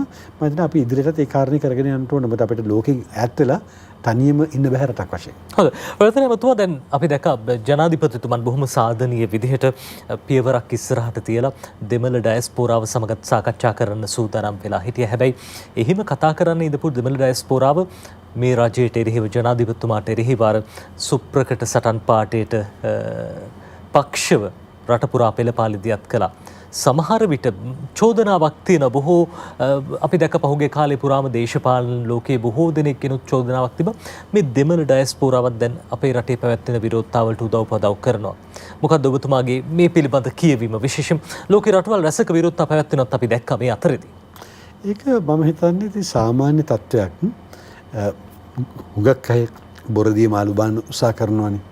ඉතින් පහුගිය කාලේ මේ රට ස්ථාවර වෙලා සාමකාමී වෙලා තියෙන වෙලාවේ ජනාධිපතිතුමාත් මේ ඩයස්පෝරාවට ඉල්ලීමක් කරාම ඇවිල්ලා අපිත් සමග ආර්ථික සංවර්ධන කටයුතු වලට සම්බන්ධ වෙන්න කියලා ඒත් වශයෙන්ම ඒ දෙමළ ඩයස්පෝරාවේ බොහෝ දෙනෙක් ඒ ගැන උනන්දුවක් දක්වලා තිබුණා. හුඟක් අය ඒ ගැන සාකච්ඡා පවත්වලා සමහර අය දන්නේම නැතුව ඇවිල්ලා වැඩි දිනෙක දන්නේ නැතුව ලංකාවේ ආයෝජන දැන්ටමත් කරලා තිබෙනවා. ඉතින් ඒ අතරේ මේ දේශපාලන අර්බුදය මතුවනහම සමහර අය ඒකෙන් වාසි ගන්න උත්සාහ කරනවා. ඉතින් අර පරණ දේවල් මතක් වෙනවා. ඒකෙන් පොඩි සන්තෝෂයකුත් එනවා ඇති. උනන්දුවකුත් එනවා ඇති. ඉස්සර වගේම කොඩි උස්සගෙන ඇවිල්ලා මේ වර්තමාන රජයට විරුද්ධව කතා කරන්නේ. ඉතින් ඒක දෙමළ ඩයස්පෝරා විතරක් නෙවෙයිනේ. පිටරටවල ඉන්න සිංහල මිනිස්සුත් මුස්ලිම් මිනිස්සුත් මේ විරෝධතාවට සහභාගී වෙනවානේ. ඉතින් මම හිතනවා ඒක මේ පවතින තත්ත්වය මේ තත්ත්වය වෙනස් වුණොත් ඌවත් සමන වෙලයි. මොකද දෙමළ ඩයස්පෝරා කියලා කියන්නේ අද එහෙම විශාල බලයක් තියෙන පිරිසක් නෙවෙයි ජාත්‍යන්තර තුළ. හොඳයි. ඔය අතරේ ඇමතුමා දැන් මේ අපි ගෝල්ෆීස් පිටියට පැමිණෙමු. ගෝල්ෆීස් පිටියේ විරෝධතා පැවැත්වෙනවා. සමහර විට මේ පවත්වන පාර්ශවය කියනවා දැවැන්ත විරෝධතා කියලා. හැබැයි රජයේ පාර්ශවයෙන් සමහර විට කියනවා පිරිසක් විතරයි මෙතනට ඇවිල්ලා ඉන්නේ කියලා. දැන් තරුණිය බොහෝ පිරිසක් එනවා. තරුණ අරගල ක්‍රියාත්මක වුණා අපේ රටේ වර්ෂ ගණනාවකට කලින්. හැබැයි ලෙයින් නැහැවෙන තරුණ අරගලයක් නොවෙන්නට වැඩ කටයුතු සිද්ධ කරගන්න මොනවද ඔබතුමන්ලගේ තියෙන බලාපොරොත්තු සහ සැලසුම් මේ තරුණ තරුණයන් ඉල්ලන ඔවුන්ගේ යෝජනාවලට ඇහුම්කන් දෙනවද නැත්නම් රජයේ කටයුතු වෙනම කරගෙන යනවද? නෑ මම හිතනවා මේ ගෝල්ෆේස් පිටියේ ආරම්භ වෙලා දැන්ට පැවැත්වීගෙන යන අරගලය මම නම් බොහොම සතුටින් බලන්නේ ඒක දිහා. මොකද ඒක හුඟක් මේ වෙනතුරු ඉතාමත්ම සාමකාමීව දවස් 18 පවත්වාගෙන යන්නට හැකියවීමට ගැන අපි තරුණයන්ට මේ තරුණියන්ට ස්තුතිවන්ත වෙන්න ඕනේ, ආගේ කරන්න ඕනේ. මොකද සාමාන්‍යයෙන් අපි විශ්වවිද්‍යාලවල ඉන්නකොට අපි දැකපු දෙයක් තමයි මේ තරුණ මේ අවුරුදු 20 30 කාලේ කලබල කරගන්න කාලේ. හැම පරම්පරාවක්ම මේ වයසේදී කලබල කරගන්නවා, අරගල කරනවා. මේක අලුත් දෙයක් නෙවෙයි.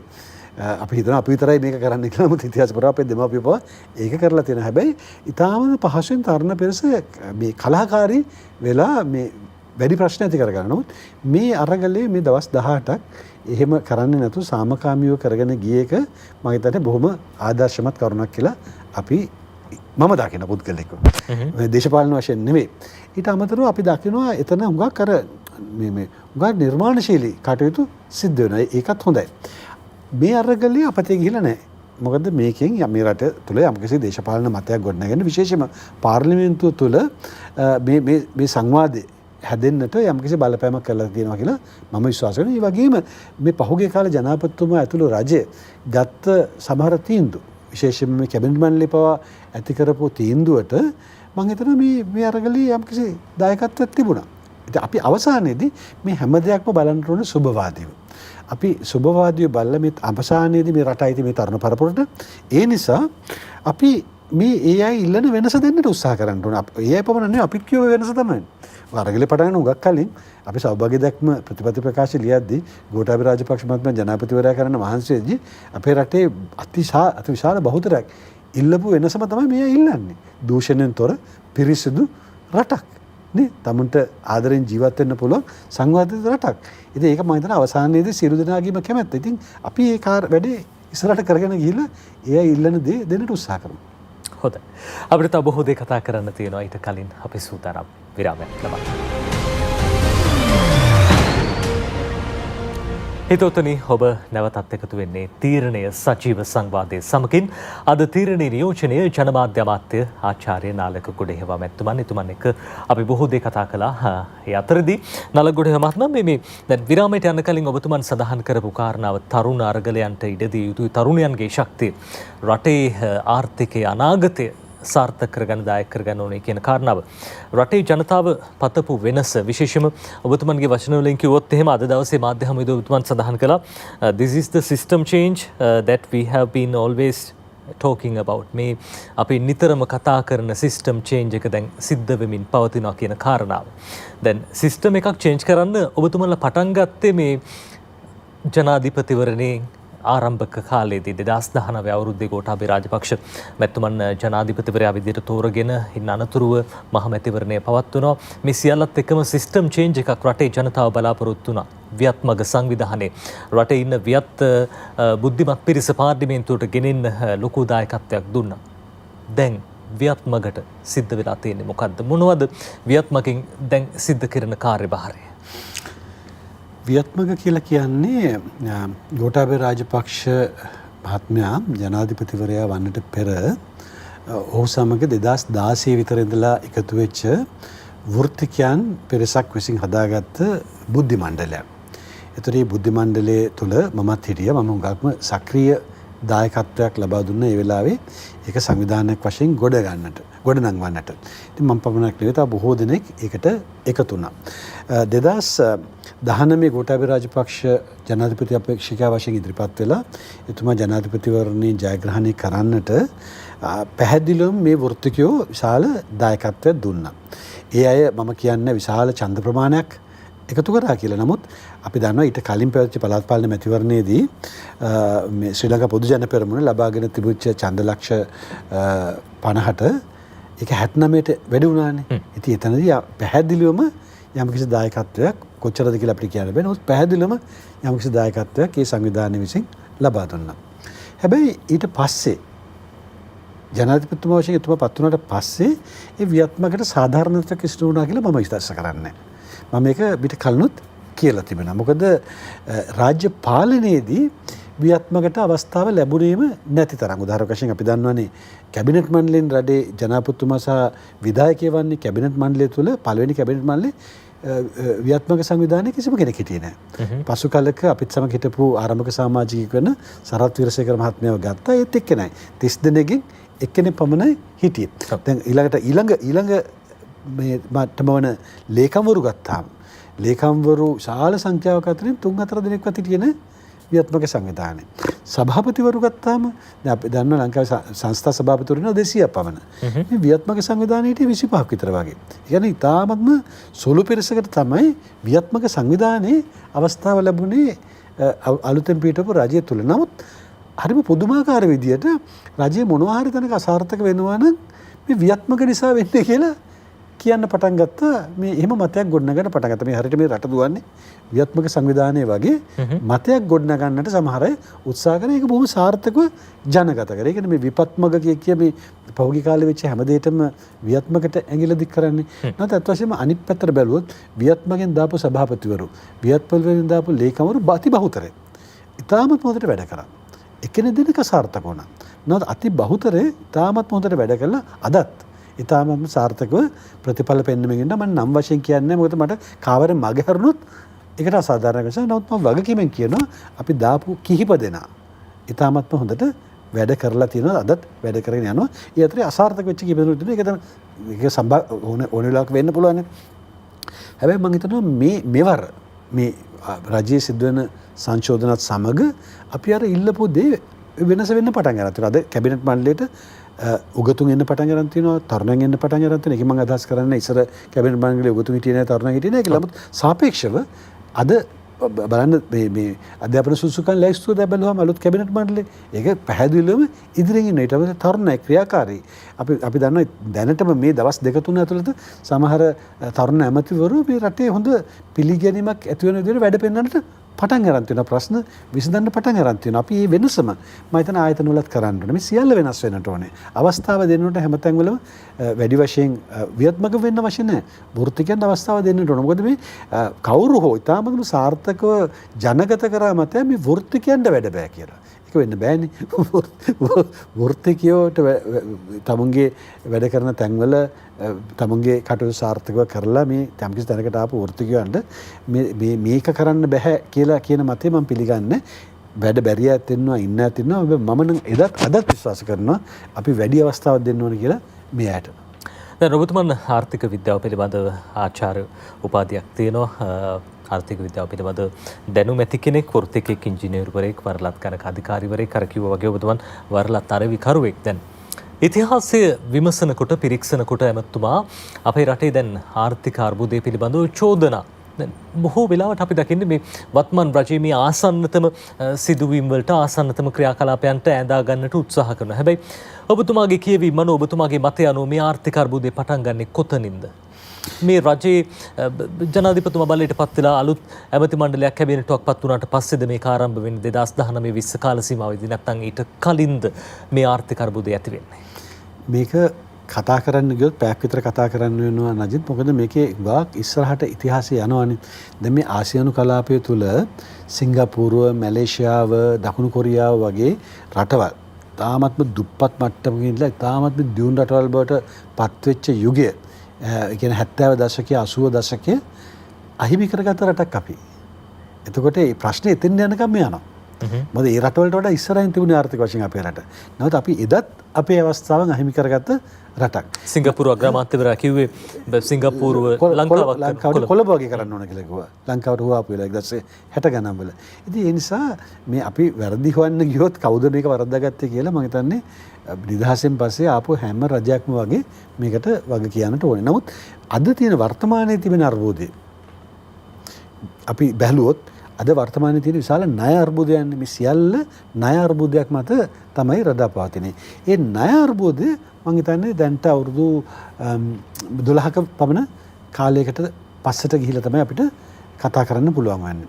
දැන් අපි මේක මම දකින විදියට සමහර අය මේක අහලා අමනාප වෙන්නත් පුළුවන්. මම කියනවා මම ඇත්ත කියන්න ඕන කියලා විශ්වාස කරන කෙනෙන්නේ. මේක පටන් ගන්නේ මහින්ද රාජපක්ෂ ජනාධිපතිතුමාගේ රජයේ කාලේ 2005 සිට 2009 දක්වා කාලේ අපි යුද්ධයට තමයි වැඩි අවධානයක් යොමු කරේ.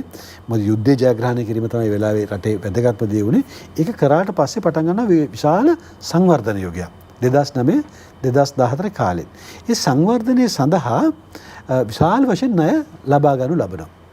ඒ ණය ලබාගෙන ඒවා ආයෝජනය කරන ලබන වරායවල් හදන්න, ගුවන්තොටුපළ හදන්න, අධිවේගී මාර්ග හදන්න විශේෂම කොටගෙන යටිතල පහසුකම් සංවර්ධනය සඳහා කොපමණ ණය ගත්තද කියලා කියනවනම් විදේශ ණය පමණක් ගත්තොත් විදේශ ණය ඩොලර් බිලියන 13ක් පමණ ප්‍රමාණයක්. ඒ කාලය තුල වැඩි වෙලා තිනවා රටේ ණය සංචිත. ඩොලර් බිලියන 10 පමණ තිබිච්ච ප්‍රමාණය ඩොලර් බිලියන 23.4කට වගේ ගානකට වැඩි වෙනවා මේ කාලය තුල. එතකොට ණය ගැනීම බරපතල ලෙස ආරම්භ වෙන්නේ ඒ කාලේ කෙටි කාලින ණය.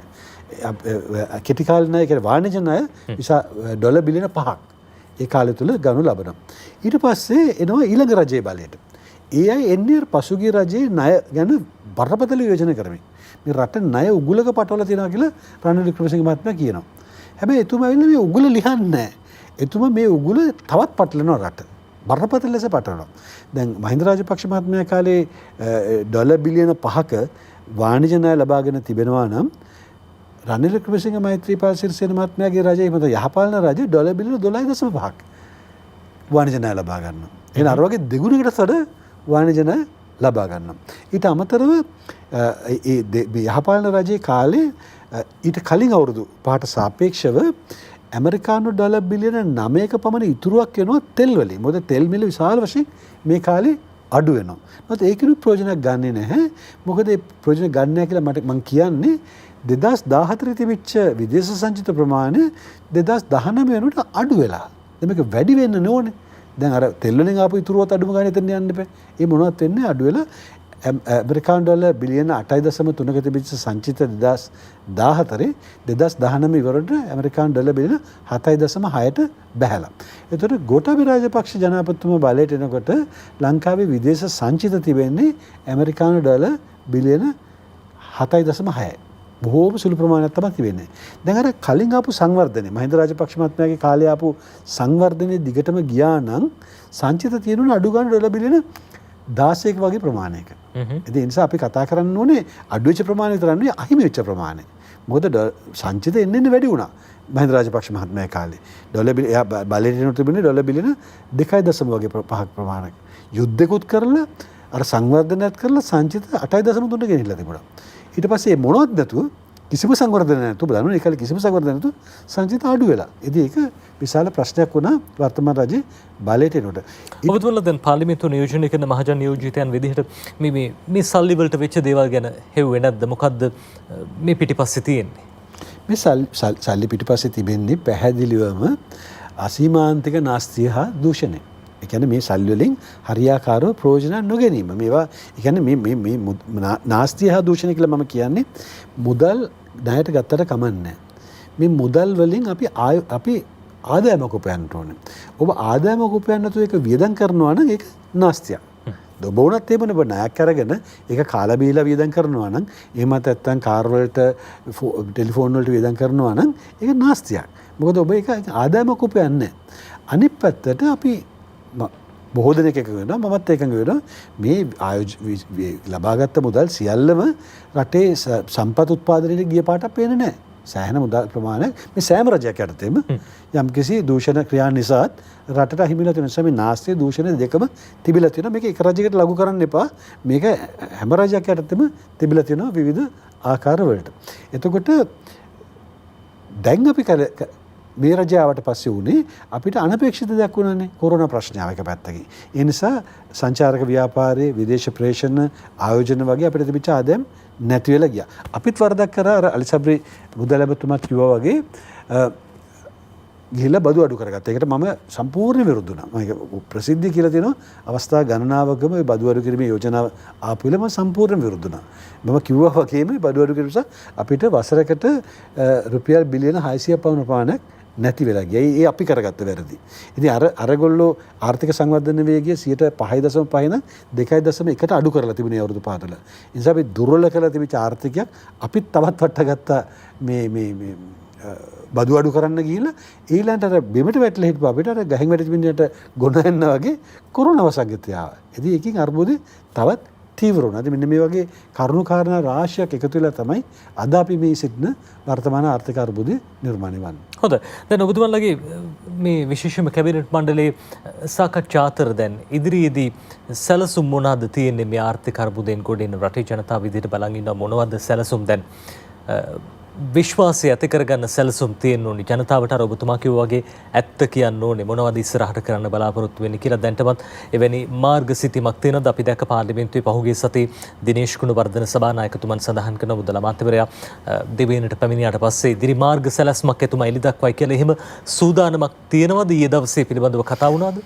ඊයේ දවසේ අපේ පළවෙනි කැබිනට් රැස්වීම මම සහභාගී වෙච්ච එතනදී අලිසබ්රි එමතුමත් ඇවිල්ලා හිටියා. එතුමා මම හිතා ලංකාවට ආවෙත් ඊයේම තමයි. නමුත් කැබිනට් රැස්වීමට සහභාගී වුණා. එතුමත් සෑහෙන කරුණු පැහැදිලි කරා ඔවුන්ගේ ඇමරිකානුව සංචාරය සහ ඊමේ සමග පැවති සාකච්ඡා සම්බන්ධයෙන් අපිට කාරණා දෙකක් කරන්න වෙනවා. එකක් තමයි අපි කෙටි කාලීනව මේ තියෙන ප්‍රශ්නයට මුහුණ දීම සඳහා අවශ්‍ය කරන මුදල් හොයාගන්නේ කොහොමද කියන එක අපිට වෙන කිසිම ක්‍රමයක් නැහැ. අපිට IMF එකෙන් සහ තවත් රටවලින් ණය ලබා ගන්නට වෙනවා.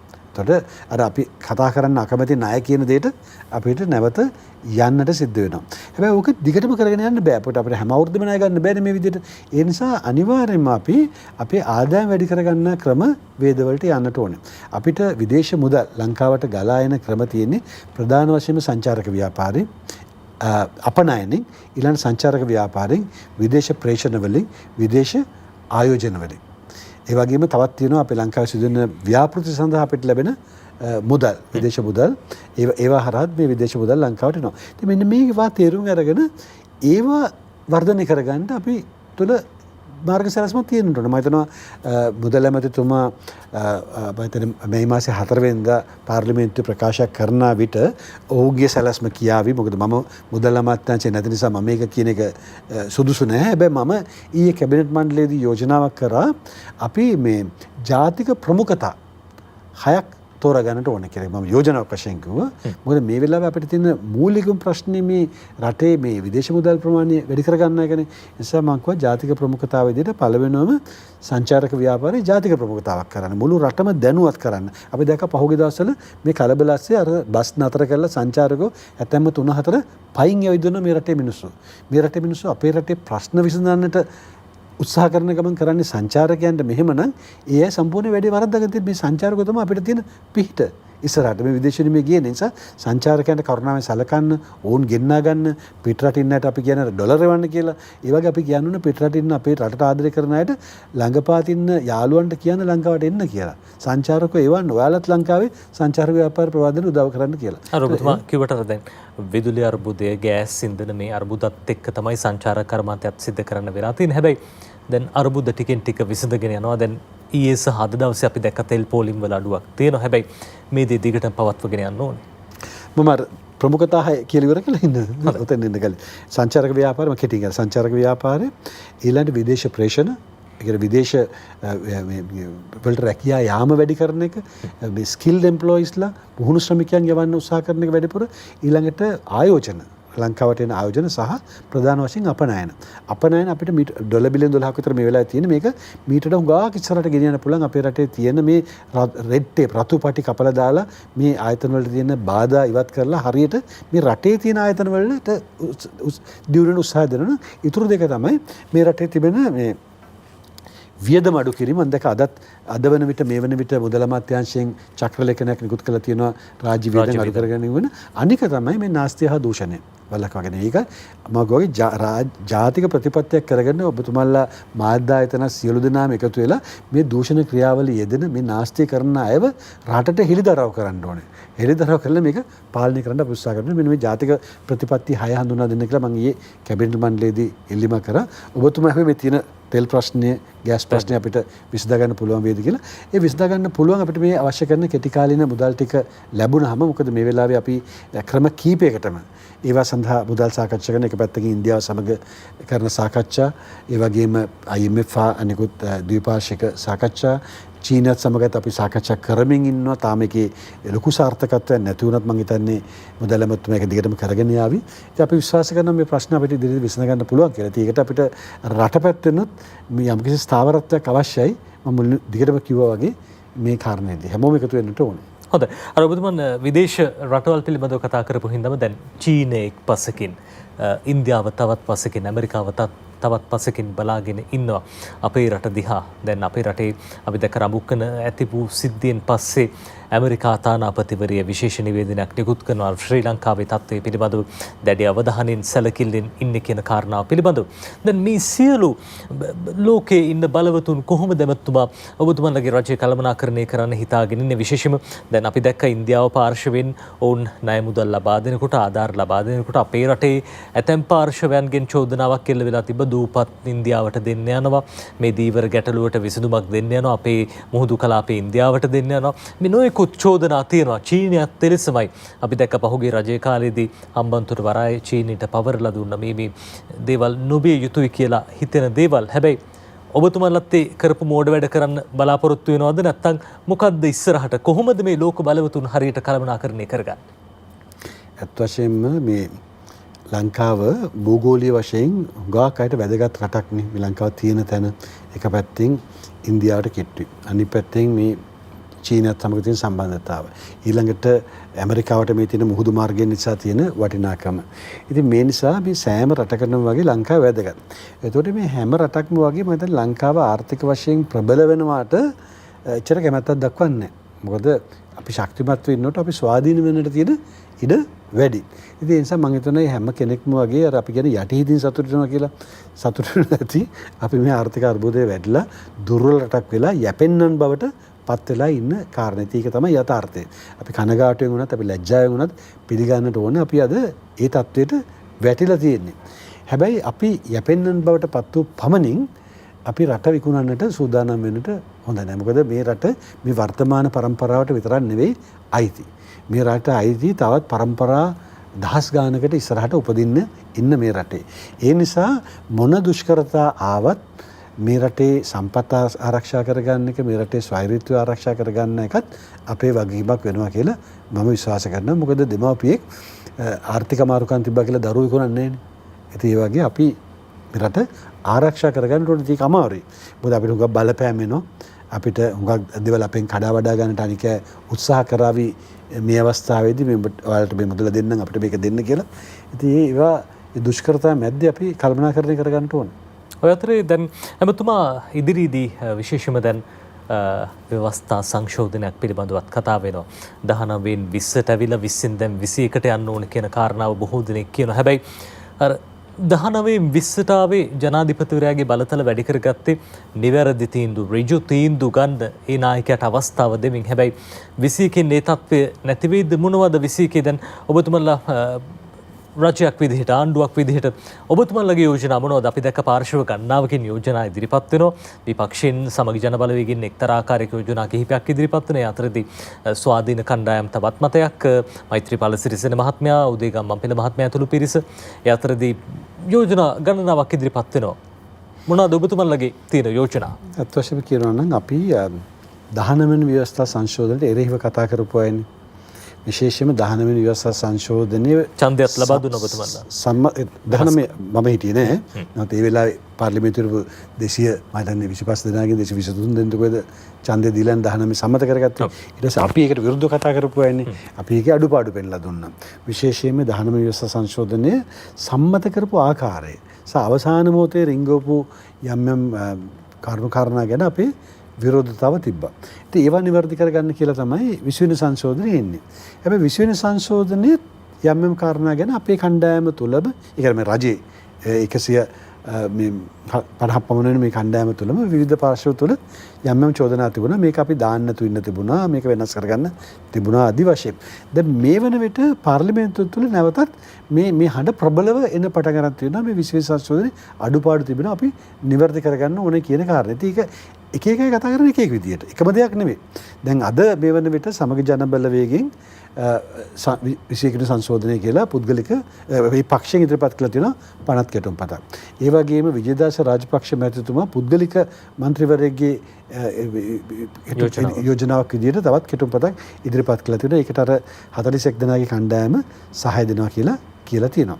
හැබැයි මේවා සාමාන්‍යයෙන් ඔය විපක්ෂයෙන් හෝ පුද්ගලික මන්ත්‍රීවරුන්ගේ ආය කාලයක් යනවා ඒවා මේ අවසානයේදී මේ ඉවර කරගන්න සහ ඉතිහාසය විමසනකොට පුද්ගලික මන්ත්‍රී යෝජනා සාර්ථක වුණු ඉතිහාසයක් දකින්න සම්මත වෙලාම නැහැ. නමුත් ඒවල සාධනීය කරුණු තිබෙනවා නම් ඒවත් සලකලා බලලා අපිත් මේක නැවත හොයා බලන්න ඕන කියන කාරණේ තමයි මේ කැබිනට් මණ්ඩලයේදී සාකච්ඡා වුණේ. අගමැතිතුමා යෝජනාවක් ඉදිරිපත් කළා තිබ්බා අපි 19 වෙනි ව්‍යවස්ථා සංශෝධනය ගැන නැවත සලකා බැලිය යුතුයි කියලා. නමුත් මමත් තුළ අපි බොහෝ දෙනෙක් එකට කැමති වුණේ අපි කිව්වේ මේ 19 ව්‍යවස්ථා නැවත සංශෝධනය කරන්න නෙවෙයි. අපි කළ යුත්තේ අපි එහි තියෙන සාධනීය කරුණුත් ඒ වගේම 20 වෙනි ව්‍යවස්ථා සංශෝධන සාධනීය කරුණුත් අරගෙන ඒවට තියෙන ප්‍රතිවිරෝධයනුත් සලකලා බලලා සංශෝධනයක් කරන්න පුළුවන්ද කියලා බලන්න තමයි අවසානයේ එකගොනේ අනුකම්පට පත් කරන්න. හොඳයි. පක්ෂයක් විදිහට ඔබතුමාලගේ මතය මොකද්ද? ජනාධිපති ධුරයේ ඉදිරියටත් පැවතිය යුතුද? නැත්නම් අගමැතිවරයාට සම්පූර්ණ බලතල පැවරිය යුතුද? පක්ෂයක් වශයෙන් මේ වෙලාවේ අපි ඉන්නේ ජනාධිපති ධුරයේ තියෙන්න කියන එක වෙනස් වෙලා නැහැනේ. අපි විශ්ව සංශෝධනය තුල කරේ ජනාධිපතිවරයා තවදුරටත් ශක්තිමත් කිරීමනේ. ඒතර අබහවොත් පක්ෂයේ මතය කොහොමද කියලා කාටවත් කියන්න බෑ. පක්ෂයට වෙන මතයක් තිබෙනවා කියලා වෙනස් සංශෝධනයක් ඇවිල්ලා ඒකට වැඩි දිනකට ඔසලා සම්මත වුණොත් මිස. හොඳයි. ඔබතුමාගේ පෞද්ගලික මතය? මගේ පුද්ගලික මතය ජනාධිපති ක්‍රමයේ තිබෙන්නට ඕන කියලා. මොකද පාර්ලිමේන්තුව තුළ තියෙන ප්‍රශ්නය තමයි නජිත් පාර්ලිමේන්තුව තුළ අපි දන්නවා මේ ඉතිහාසයේ ඕන තරම් උදාහරණ තිබෙනවා. යම්කිසි ඡන්දයක් වෙලාවට විවිධ උපක්‍රම මගින් ඒ ඡන්ද බිලිබා ගැනීමේ හැකියාවක් පාර්ලිමේන්තුව තුළ ඉතිහාසයේ ප්‍රදර්ශනය කරලා තිබෙනවා. ඉතින් ඒ නිසා යම්කිසි තීරණාත්මක අවස්ථාවක මේක පාර්ලිමේන්තුව තුළ පමණක් තිබුණොත් යම්කිසි අතිශයින් ජාතික වශයෙන් වැදගත් තීරණාත්මක අවස්ථාවක ඒ වගේ බලපෑම් වලට යට වෙලා മന്ത്രിවරු වැරදි පැත්තට ඡන්දය දුන්නොත් රටට විශාල හානියක් වන්නට ඉඩ තිබෙන නිසා පාර්ලිමේන්තුවෙන් ස්වායත්තව ජනාධිපතිවරයෙක් එළී ඉන්න එක සුදුසුයි කියලා මම හිතනවා. හැබැයි මේ ජනාධිපතිවරයා සතුව තිබෙන බලතල ගැන අපි නැවත සලකා බැලිය යුතුයි. මේක මේ බලතල වැඩි නම් ඒ බලතල අඩු කරලා වැඩි බලයක් පාර්ලිමේන්තුවට දෙන්න ඕන කියන කාරණේ සම්බන්ධයෙන් මමත් එකඟයි. හොඳයි. ඔයතර අපි දැක්කා දැන් රට හරිමඟට ගන්න මහා සංඝරත්නයේ පවා විශේෂයෙන්ම ජනාධිපතිතුමාට යෝජනා මාලාවක් ඉදිරිපත් කළ තිබා එතුමාගේ සුබවාදී සාධනීය ප්‍රතිචාර ලැබුණා. මේ සියලු යෝජනාවට දැන් ජනාධිපතිතුමා පවා ඉන්නේ අන්තර්වාර රජයක් මේ කෙටි කාලිනව හෝ පවත්වාගෙන යන්න ඕනේ කියලා. හැබැයි විපක්ෂවල අදහස් ඊට වැඩි වෙනස්. අර ඔබතුමා ආරම්භ ඉඳන් කියපු කාරණාව බලලෝභීත්වය වේවා සමහර විට මේ ඔස්සේ වාසි ලබා ගන්න වේවා කිසියම් ආකාරයක පක්ෂ දේශපාලනයක නිරත වෙනවා වගේ අපිට පේන්න තියෙන්නේ. දැන් ජනාධිපතිතුමාගේ මතයත් එක්ක ඔබතුමාලා කොයි දිශාවටද ගමන් කරන්න හිතාගෙන ඉන්නේ ඉදිරි කාල සීමාවෙදී? ජනාධිපතිතුමා මට පැහැදිලිව කියන්න බෑ. ජනාධිපතිතුමා මේ ස්වාමීන් වහන්සේලාට ලියපු ලියුමේ අන්තර්වාර කියන වචනය තිබුණාද කියලා. අන්තර්කාලීන කියන වචනේ තිබුණාද කියලා. මොකද මම දැකපු තරමට නම් මට මේක නිවැරදිව කියන්න බෑ. මම දැකපු තරමට නම් තිබුණේ 20 වෙනි ව්‍යවස්ථාව සංශෝධනය පිළිබඳ සලකා බලන්න ඕන කියලා පාර්ලිමේන්තුවෙන් කියනවා නම් ඒකට එතුමා සහයෝගය දෙන්න කැමතියි. තමන්ගේ බලතල අඩු කරගන්නට එතුමාට ගැටලුවක් නැහැ කියන කාරණේ තමයි කියලා තිබුණේ. මේ ලිපියේ අන්තර්කාලීන ආණ්ඩුවක් ගැන තිබුණාද කියන කාරණේ මට හරියටම කියන්නට බෑ. නමුත් ජනාධිපතිතුමාත් හිටපු මතය තමයි පහුගිය දිනවල අපි සියලු දෙනා හැකියපමණ පිරිසක් මේ පාර්ලිමේන්තුව තුළ විසිරී සිටින එකතු කරගන්න ඕනේ කියන කාරණේ. දැන් මමත් ගිහිල්ලා ජනාධිපතිතුමාට කිව්වේ ඒකමනේ. කිව්වම එතුමාත් කිව්වා මමත් ඔබ කියන තරම තමයි ඉන්නේ. ඒ නිසා අපි ඉදිරියේදී උත්සාහ කරමු අනිකවත් එකතු කරගන්න කියලා. ඒ නිසා ජනාධිපතිතුමා එක වතාවක් විවෘත ආරාධනයක් දුන්නා. කැබිනට් මණ්ඩලයේ ඇමතිතුමා අගමැතිවරණි සියලු දෙනාම ඉල්ලාස් වෙලා ඒ අවස්ථාව ලබා දුන්නා. එයා ඒ වෙලාවේ ගත්තෙත් නැහැ.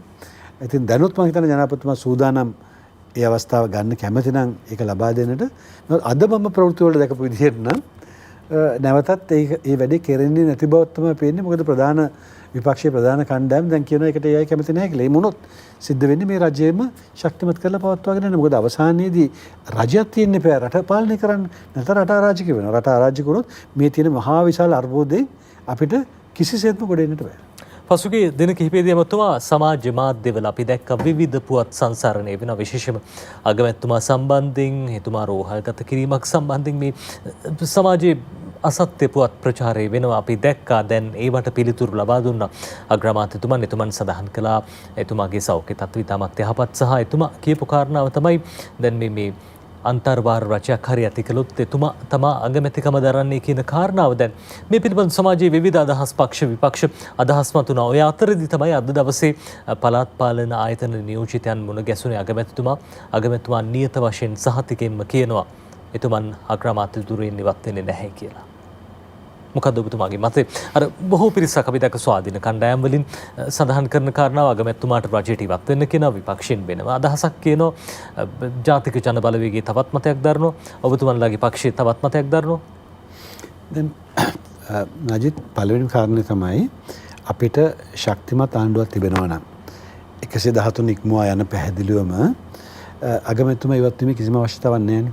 ගමන්පිල මහත්තයා ඊයේ දවසේ අපි දැක්ක 120ක් විතර තමයි මෙතන තමයි ඉන්නේ. මම කියන්නේ ආණ්ඩුවට පැහැදිලිවම 113 ඉක්මවා යන බලයක් තිබෙනවා නම් අගමැතිවරයා ඉවත් වීමේ අවශ්‍යතාවක් නැහැ. මොකද කියන්නේ අගමැතිතුමා ඇතුළු රජය ගැන බහුතරයක් අපේ කණ්ඩායම විශ්වාස කරනවා කියන එකනේ. නමුත් යම් කිසියකින් ඔය ගමන්පිල මහත්මයලා කියනවා වගේ විපක්ෂය කියනවා වගේ ආණ්ඩුවට 113 නැත්නම් මම අද උදේත් කිව්වා ඔබ දැනුත් කියනවා මම දන්නේ ඇත තත්ත්වය මොකද්ද කියලා. එක දේවල් කියනවා. ආණ්ඩුවට 113 නැත්නම් එතකොට පැහැදිලිවම මේ ආණ්ඩුව විසිරුව හරියට සිද්ධ වෙනවා. අපි හිතමු විශ්වාස භංගයක් කවුරු ගෙනාවොත් මම දන්නේ අද වුණතුරුත් ඒක ගේනවද නැද්ද කියලා. හරි ගේනවා අර කවුරු කිව්වා වගේ ගේනවා කියන චෝදනාවක් තියෙනවා. අපි දැක්ක මේ වාසුදේව නානායක්කාර හිටපු ඇමතුමා සඳහන් කරනවා. එතුමා කියනවා සජිත් ප්‍රේමදාස මහත්තයා සහ ආණ්ඩුව අතර ඩීල් එකක් තියෙනවා. ඒකයි මේ ප්‍රමාද කරන්න විශ්වාස භංගය ගේන්න. ඩීල් එකක් තියෙනවද ඇත්තටම? මම දන්නේ ඩීල් එකක් තියෙනවද නැද්ද කියලා. හැබැයි ඉතින් මට පේනවා ඒගොල්ලෝ දැන් දින දෙක තුනකට පෙර විශ්වාස භංගයක් ගේනවා කිය හිටියා. වාස්තව මතය කියන්නේ දැන් ඒක ගේන පාටක් නැහැ කියලා.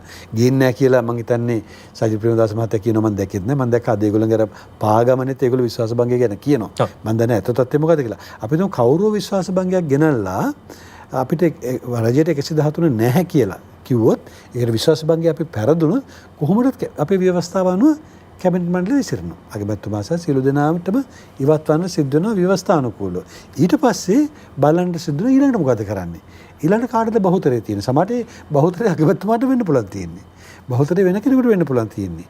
ඒක අපි දන්නේ නැහැ තාම. ඒ නිසා අපිට ඒක දැම්ම පුරවකතනය කරන්න බෑ. හොඳයි. අපි කලින් කියපු කතාව විශේෂම සමාජ මාධ්‍ය තීරණාත්මක සාධකයක් ආණ්ඩු පෙරලන්න ආණ්ඩු ඇති කරන්න මතයක් ගොඩනගන්න සමාජ මාධ්‍ය දැන් මේ කාලේදී ලොකු උදව්වක් පිටිපරයක් ලබා දෙනවා අපි දකිනවා. එමෙතුමා ඔබතුමා ජනමාධ්‍ය අමාත්‍යවරයා සමාජ මාධ්‍යත් ජනමාධ්‍ය ක්ෂේත්‍රයට ගෙනෙන මාධ්‍ය ක්ෂේත්‍රයක් සීමා තහංචි පනවන්න බලාපොරොත්තු වෙනවද? ඉදිරියේදී ජනමාධ්‍යට කාලයක් තිස්සේ කතා වෙනවා සීමා පනවන්න ඕනේ. මේ හරියට නියාමනයක් සිද්ධ වෙනවා. අපි දැක්ක පහුගිය කාලේ ජනමාධ්‍ය ප්‍රතිපත්ති ඉදිරිපත් වෙනවා මේ සම්බන්ධයෙන්. ඔබතුමාගේ බලාපොරොත්තුව මොකක්ද ඉස්සරහට? මම නම් කිසිසේත්ම සීමාවන් පනවන එකට විරුද්ධයි. මොකද සමාජාරවට සීමා පනවන්න බෑ. මේ අද තියෙන මේ තාක්ෂණයත් එක්ක ඒ සීමා පනවන කවුරු උත්සාහ කරන එකම මෝඩකමක්. පහුගිය කාලේ අපි දැක්කන්නේ මේ දවසකට දෙක වුණත් මේක පාලනය කරන්න ගියාම අපේ මේ තරුණ ළමයි දන්නවා ඒකට විසඳුම් සොයාගන්න හැටි කෙසේ වෙතත් අවශ්‍ය ක්‍රමවේද දන්නවා ඒවා බොරු වැඩ. ඒවා උත්සාහ කරන්නවත් හොඳ නැහැ. අනික අතරේ ඒක මාධ්‍ය නිදහසනේ. අපි කරන්නට ඕනේ අපිට තියෙන හැකියාව මත හැකියාව දුට පෞද්ගලිකාංශය හා රාජ්‍යාංශය සම්බන්ධ කරගෙන සත්‍ය තොරතුරු ජනගත කිරීමත් වැරදි තොරතුරු නිවැරදි කිරීමත් පමණයි. එතකොට ජනතාව මේවා දිහා බලලා අවසාන තීන්දුව ගන්න. ඊට අමතරව මම හිතනවා පැහැදිලිව රට තුළ ආකල්පමය වෙනසක් කිරීම සඳහා නම් අපි සියලු දෙනාම එකතු වෙන්නට ඕනේ. මොකද වර්තමානයේ අපි ගොඩාක්ම ඍණාත්මක සමාජය බවට පත් වෙලා තියෙනවා. අද සමාජ ජාලවල යන දේවල් දිහා බැලුවාම ඒවා හරියම ඍණාත්මකයිනේ. හැම දෙයකම වැරදි දකින, හැම දෙනාම විවේචනය කරන, හැම දෙනාගේම වෛරයෙන් බලන මතවාදයක් හැදිලා තියෙනවා.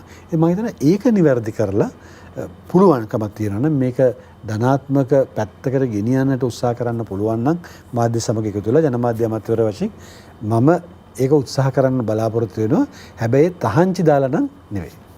අපි අර මේ දවස්වල දකින්න වැඩිම ප්‍රවණතාවක් තියෙන ට්‍රෙන්ඩ් එකක් තියෙන්නේ සමාජයේ ප්‍රභූ පුද්ගලයෙක්ගේ ඡායාරූපයක් දානවා. ඔහුගේ අත්ඔරලුසු මිල කීයද? බඳපටේ මිල කීයද? මේ දේවල් තමයි සමාජ මාධ්‍යවල සංසරණය වෙන්නේ. දැන් ඔබතුමන් අද සඳහන් කළ මාධ්‍ය හමුවේදී මේ දවස් 7ම මාධ්‍ය හමු පවත්වන්න නියමිතයි කියලා ඉදිරි කාල සීමාවේදී විශේෂයෙන් සමාජයට දැනුවත් කිරීම සිද්ධ කරන්න ඒකද අරමුණ මේ මාධ්‍ය හමු පවත්වන එකේ? අපි ඒක තමයි උත්සාහ කරන්නේ. තාම අපි තීරණය කළා නැහැ කවදින්ද මේක පටන් ගන්න කියලා. මොකද අපි මේකට ඉස්සෙල්ලම දැන් මම කැබිනට් මණ්ඩලයට කිව්වා අමාත්‍යවරු 18 දෙනෙක් ඉන්නවනේ. ඒ සියලු දෙනාටම තම තමගේ අමාත්‍යාංශවල මාධ්‍ය ප්‍රකාශකවරු පත් කරගන්න කියලා. මොකද හැම අමාත්‍යාංශයකම නැහැ. ඊට අමතරව ඊතුරු ප්‍රධාන ආයතන වලට පත් කරගන්න කියලා. ඒකට අපිට උන්ට කාලයක් ලබා දෙන්නට ඕනේ. ඒ අය ඒක ලබා දුන්නට පස්සේ අපි බලාපොරොත්තු වෙනවා සතිය දින 7ම අපේ මේ ප්‍රවෘත්ති දෙපාර්තමේන්තුවේ උදෑසන මාධ්‍ය සාකච්ඡාවක් තියන්නටත් ඒකට ඒ කාලේ ඒ දිනේට ඒ සතියේට විශේෂයෙන්ම වැදගත් යයි සැලකෙන මාතෘකා සම්බන්ධයෙන් කරුණු පැහැදිලි කිරීම සඳහා ඒ අමාත්‍යාංශ වලට ආරාධනා කරන්නට. ඉතින් ඒක සමහරට සතියක් දෙකක් අතරතුර අපිට පටන් ගන්න පුළුවන් නම් හොඳයි. මම ඉල්ලීම කරලා තියෙනවා අනික අමාත්‍යාංශ වලට සහාය දෙන්න කියලා. ඒ ආරම්භ කිරීම ඕම් කෙතරම් ඉක්මනට ප්‍රතිචාර දක්වනවා යන කාරණේ මතත් රඳාපවතිනවා. හොඳයි. රාජ්‍යමතුමා දැන් මේ රූපවාහිනී ඩිජිටල් කරණය පිළිබඳව කතා බහ ලක් කරපු මාතෘකාවක් හිටපු අමාත්‍යතුමන් ඩල්ල සලහප්‍රම මහත්මයාත් මේ සඳහා මූලිකත්වය අරගෙන කටයුතු කළා. එතුමන් කියපු කාරණාව තමයි 2025 වෙනකොට මේ වැඩසටහන සම්පූර්ණ කරන්න. ඔබතුමාගේ බලාපොරොත්තුව අතරත් මේ ඩිජිටල් කරණය තියෙනවද? නව ලෝකෙට යන ඩිජිටල් කරණය අවශ්‍යයි. ඇන්ටනාවෙන් රූපවාහිනිය බලපු කාලය අවසන් කළා ඩිජිටල් තිරයකට යන්න ඕනේ. මොනවද ඒ සඳහා වැඩපිළිවෙලක් තියෙනවද? මේක උගා ප්‍රමාද වෙච්ච වැඩසටහනක්. මම හිතන්නේ ඔක මේ පසුගිය රජයේ බලයට එනකොටත් මේ වැඩසටහන පටන් ගන්න ඕනේ මෙන්න කියලා තිබුණේ. 2014 වෙන විටත් මේ අදහස ඇවිල්ලා මේක කරන්න ඕන කියලා තිබුණේ. සාමාන්‍ය මේක අවුරුදු 7ක පමණ වැඩසටහනක්. ඉතින් නමුත් ඒ අවුරුදු 5ේම මේක සිද්ධ වුණේ නැහැ. මොකද ඒ අය මේ තාක්ෂණය පිළිබඳ විවාදයක පැටලලා සිටියා. යුරෝපීය තාක්ෂණය භාවිතා කරනවද එහෙම නැත්නම් ජපාන් තාක්ෂණය භාවිතා කරනවද කියලා. වර්තමාන රජය ආවට පස්සේ තීරණය කරලා තියෙනවා මේක ජපාන් තාක්ෂණයත් එක්ක ඉදිරියට යනවා කියලා. එතකොට මේක අවුරුදු 7ක ව්‍යාපෘතියක්. මම ඇවිල්ලා තාම දින කිහිපයක් මම මේ ව්‍යාපෘතියේ අධ්‍යක්ෂවරුන් සමග වාඩි වුණාම මම කිව්වා මට පුළුවන් තරම් ඉක්මනට කියන්න මේ කාලය අඩු කරන්න හැටි. මේ අවුරුදු 7ම ගන්නේ නැතුව මේක පුළුවන් ද අවුරුදු ගන්න අවුරුදු 5කටවත් අඩු කරගන්න 4ට 5කට. ඉතින් ඒ සම්බන්ධ පිළිතුරක් තාම ලැබිලා නැහැ. නමුත් ඒ අය ගැන අධ්‍යයනය කරලා මට කතා කරાવી. මොකද තාක්ෂණය කියන දේ තාමත් වේගයෙන් වෙනස් වෙනවා. ඉතින් අපි බලාගෙන හිටියොත් කාලයක් මේක අපි කරනකොට ඒ තාක්ෂණය පැරණි තාක්ෂණයක් වෙලා තියෙන්න පුළුවන්. ඒ නිසා තමයි මේක පුළුවන් තරම් ඉක්මනට හඳුනා දෙන්නට මම උත්සාහ කරන්නේ. ඔය අතරේ රාජ්‍ය මාධ්‍ය බොහොම සංවේදී විශේෂයෙන්ම කාලයක් රාජ්‍ය මාධ්‍ය පාවිච්චි කළේ සමහර විට දේශපාලන වැඩ කටයුතු වලට. ඔබතුමන් අත්දැකීම් ඇති ඔබතුමන් වෘත්තිකයෙක් අමුතුවෙන් කිව යුතු නැහැ. මේ පිළිබඳව දැන් මොනවද ඔබතුමන්ගේ තියෙන බලාපොරොත්තු ඉස්සරහට? රාජ්‍ය මාධ්‍ය ස්වාධීනව වැඩ කටයුතු කරන මට්ටමකට එයිද ඉස්සරහට? උතන කතන්දර දෙකක් වෙනවා. අපිට හරි ලස්සනයි කියන්න මේ රාජ්‍ය මාධ්‍ය ස්වාධීනව වැඩ කරන්න ඕන කියලා කියන එක. හැබැයි එතනින් අපිට රාජ්‍ය මාධ්‍ය වලින් ගන්න පුළුවන් එක පොඩි වාසියක් මගහැරනවා. ඒ වාසිය තමයි සමහර වෙලාවට රජයේ කරන වැඩ කටයුතු විශාල සංවර්ධන කටයුතු පිළිබඳ කිසිසේත්ම ජනගත නොවන තත්ත්වයක් මම පහුගිය කාලේ දැක්කා. මම හිතනවා අපිට රාජ්‍ය මාධ්‍ය වලින් උදව් ගන්න පුළුවන්. සමහරවිට අත්දැකීම් ඇති නාගරික සංවර්ධන රාජ්‍ය අමාත්‍යාංශය ඉදිරියට කටයුතු කළේ. මම දැන් නාගරික සංවර්ධන අමාත්‍යාංශයේ නාගරික සංවර්ධන අධිකාරිය බාරව ඉන්නකොට පසුගිය වසර දෙකේ අපි විශාල වැඩ කොටසක් කරලා තියෙනවා. විශාල වැඩ කොටසක්. ගෙවල් මහල් නිවාසම මම හිතන්නේ මධ්‍යම පාන්තිකය සඳහා 3000කට වඩා හදන්න පටන් ගත්තා. ඊළඟට අඩු ආදායම් ලාභය සඳහා 7000ක විතර හදන්න පටන් ගන්න තියෙනවා. දිවයින පුරා ව්‍යාපෘති 300කට වඩා අපි මගේ මම රාජ්‍ය අමාත්‍යවරයා හිටපු කාලේ නිම කරනමුත් ඒවා කිසි දෙයකට ප්‍රචාරයක් ලැබිලා නැහැ. ඉතින් මම හිතනවා අපිට මේ ප්‍රවෘත්ති සාකච්ඡා හරහත් මම අවස්ථාව ලබා දෙන්න උත්සාහ කරන්නේ ඒ අමාත්‍යාංශ වලට ඒ අය කරන වැඩත් පොඩ්ඩක් ජනගත කරන්න කියලා. අන්න ඒ වගේ දෙයකට රාජ්‍ය මාධ්‍ය භාවිතා කරට කමන්නේ. හැබැයි රාජ්‍ය මාධ්‍ය දේශපාලනීකරණය කරලා මේ දේශපාලන හොරණාවක් වශයෙන් නම් අපි පාවිච්චි කරන හොඳ නැහැ. එහෙම කරොත් ඒ ආයතන කඩා වැටෙනවා. මොකද මිනිස්සු ඒවා බලන්න නැතුව යනවානේ. අපි ජනතාවට අවශ්‍ය දේවල් තමයි දෙන්නට ඕනේ. ඔබ වරලත් අලෙවිකරුවෙක් අලෙවිකරණයේ න්‍යායන් ජනතාව ඉල්ලන දේ සපයන්න ඕන ඩිමාන්ඩ් එක සප්ලයි එක මේ දේ මත තමයි ආදායම් ප්‍රණදා පවතින. මම හිතන්නේ ඔබතුමා මේ පිළිබඳව විශ්වාස කරන අවසාන වශයෙන් ඇමතුමා රට අද තියෙන තැන විශේෂයෙන්ම පහුගිය කාලේ ගත්තාම ආර්ථිකමය අතින් ඒ වගේම දේශපාලනිකමය අතින් අර්බුද ගණනාවකට මුහුණ දුන්නා. දැන් මේ තත්ත්වයේ සමනය විය යුතුයි. රටක් විදිහට ඉදිරියට යා යුතුයි. සමස්ත රජයක් විදිහට මොනවද ඉදිරි සැලසුම් සහ බලාපොරොත්තු අවසාන වශයෙන් ජනතාවට මොකද්ද දෙන්න තියෙන පණිවිඩය? එතන පළවෙනිම ප්‍රශ්නය තමයි මේ රටේ මේ වෙලාවේ තියෙන ආර්ථික අර්බුදයෙන් ගොඩ එන එක. මොකද ඒක බරපතල අර්බුදයක්. අවුරුද්දකින් දෙකකින් තුනකින් විසඳන එකක් නෙවෙයි. ඒ නිසා අපි සියලු දෙනාමගේම ප්‍රමුඛත්වය වෙන්නට මේ ආර්ථික අර්බුදයේ විසඳලා මෙතනින් එළියට එන්නේ කොහොමද කියන කාරණේ. දෙවනුව අපි ජනතාව හැමදාමත් ඉල්ලපු හැමදාමත් බලාපොරොත්තු වෙච්ච අර වෙනස ඇති කරන්නට. තරුණ කියන්නේ සිස්ටම් චේන්ජ් එක ඒක කරන්න ඕනේ. මොකද ඒක කරේ නැත්නම් මේක ඉස්සරහට යන්න බෑ. අවුරුදු 74ක් තිස්සේ අපි තාමත් මේක තන හිර වෙලා ඉන්නේ මේ ක්‍රමවේදී තියෙන වරදක් නිසා කියලා දැන්වත් පිළි අරගෙන ඒ අවශ්‍ය කරන වෙනස කරන්නට අපි උත්සාහ කරනවා. මොකද මම මේ කැබිනට් මණ්ඩලයේ ඉන්න අතුරු මම නැවත කියන අපි දන්නේ කොච්චර කාලයක්ද කියලා. දවස් දෙකක් තුනක් වෙන්න පුළුවන්, මාස ගණනක් වෙන්න පුළුවන්, අවුරුද්දක් දෙකක් වෙන්න පුළුවන්. අපි නම් මේ වෙනස වෙනින් පිළිසින්න බලාපොරොත්තු වෙනවා. දේශපාලකයා වඩාත් ආදර්ශවත් විය යුතුයි නේද මේ තැනේදී? අනිවාර්යයෙන්ම. අපි දැක්ක ඔබතුමාලගේ නව අමාත්‍ය මණ්ඩලයේ ඩී.වී. චානක අමාත්‍යතුමන් අර දෙහිවර ප්‍රශ්නයක් විසඳන්න ගිහින් තිබයි. තුමාර අපි යන්නේ සාමාන්‍යයෙන් ඇමතිවරයෙක් කිව්වහම දකින්න ඇඳුමින් නෙමෙයි ගිහින් තිබ්බේ. හැබැයි ඒ ප්‍රශ්න විසඳිය යුතු තැනට ගැළපෙන විදිහට යන්න ඕනේ. ඒ බව ආදර්ශයෙන් පෙන්න. ඔබතුමත් මේ කටයුතු කරන්න බලාපොරොත්තු වෙන්නේ එහෙමද? මම හිතන්නේ අමාත්‍යවරයෙක් වශයෙන් හොඳටම ආදර්ශය දීලා තියෙනවා නජිත්. මම උදාහරණයක් වශයෙන් මම වාක අමාත්‍යවරුන්ට තියෙන චෝදනාවනේ පවුලේ අය සම්බන්ධ කරගෙන පුද්ගලික කාර්ය මණ්ඩලයට අමාත්‍යාංශ වලට මගේ අමාත්‍යාංශයේ මගේ පවුලේ කිසි කෙනෙක් නැහැ. මගේ බිරිඳවත් දරුවවත් අමාත්‍යාංශයට එක දවසක් අඩිය තියලා නැහැ. ඒ අය එන්නෙත් නැහැ. මොකද ඒ අය කියලා තියෙන්නේ දේශපාලන වා කරන්න. මම කියලා තියෙන්නේ ඔයාලා දේශපාලන සම්බන්ධ වෙන්න එපා කියලා පළවෙනි ආදර්ශය. දෙවෙනි කාරණය තමයි දැන් අමාත්‍යවරවට යම් වරප්‍රසාද තිබෙනවානේ. ඒ වරප්‍රසාද මම අවම වශයෙන් තමයි පාවිච්චි කරලා තියෙන්නේ. වාහනට තෙල් ටික විතරයි අරන් තියෙන්නේ. මම පාවිච්චි කරන්නේ එක වාහනයයි. යන්නේ රියදුරායක. මට බෑකප් වෙහිකල්ස් කවදාවත් තිබුණේ නැහැ. මම අදවනතුරු පොලිස් ආරක්ෂකව ලබා ගන්න මට හැමදාම පොලිසියෙන් කතා කරලා කියනවා මේ ඔබතුමාට ආරක්ෂකව ඉන්න ඕනේ නේද කියලා. මම ආරක්ෂකයෙක්ව තරන්නේ. අපේ ජීවිතේ වෙනස් වෙලා නැහැ දේශපාලන නිසා. අපි දේශපාලනට එන්න කලින් හිටපු විදිහටම තමයි අදත් ඉන්නේ. මං හිතන්නේ අපිට දෙන්න පුළුවන් ආදර්ශය ඒකයි. මොකද මේ දේශපාලනේ අපි ඔටුන්නක් කරගන්න හොඳ නැහැ. මේක ආභරණයක් කරගන්න හොඳ නැහැ. අපි සාමාන්‍ය විදිහට ජීවත් වෙන්න ඕනේ. අපි ජනතාව වෙනුවෙන් යමක් කරන්න පොරොන්දු වෙලා වань හැබැයි උපරිම මට්ටමේ උත්සාහ කරන්න ඕනේ.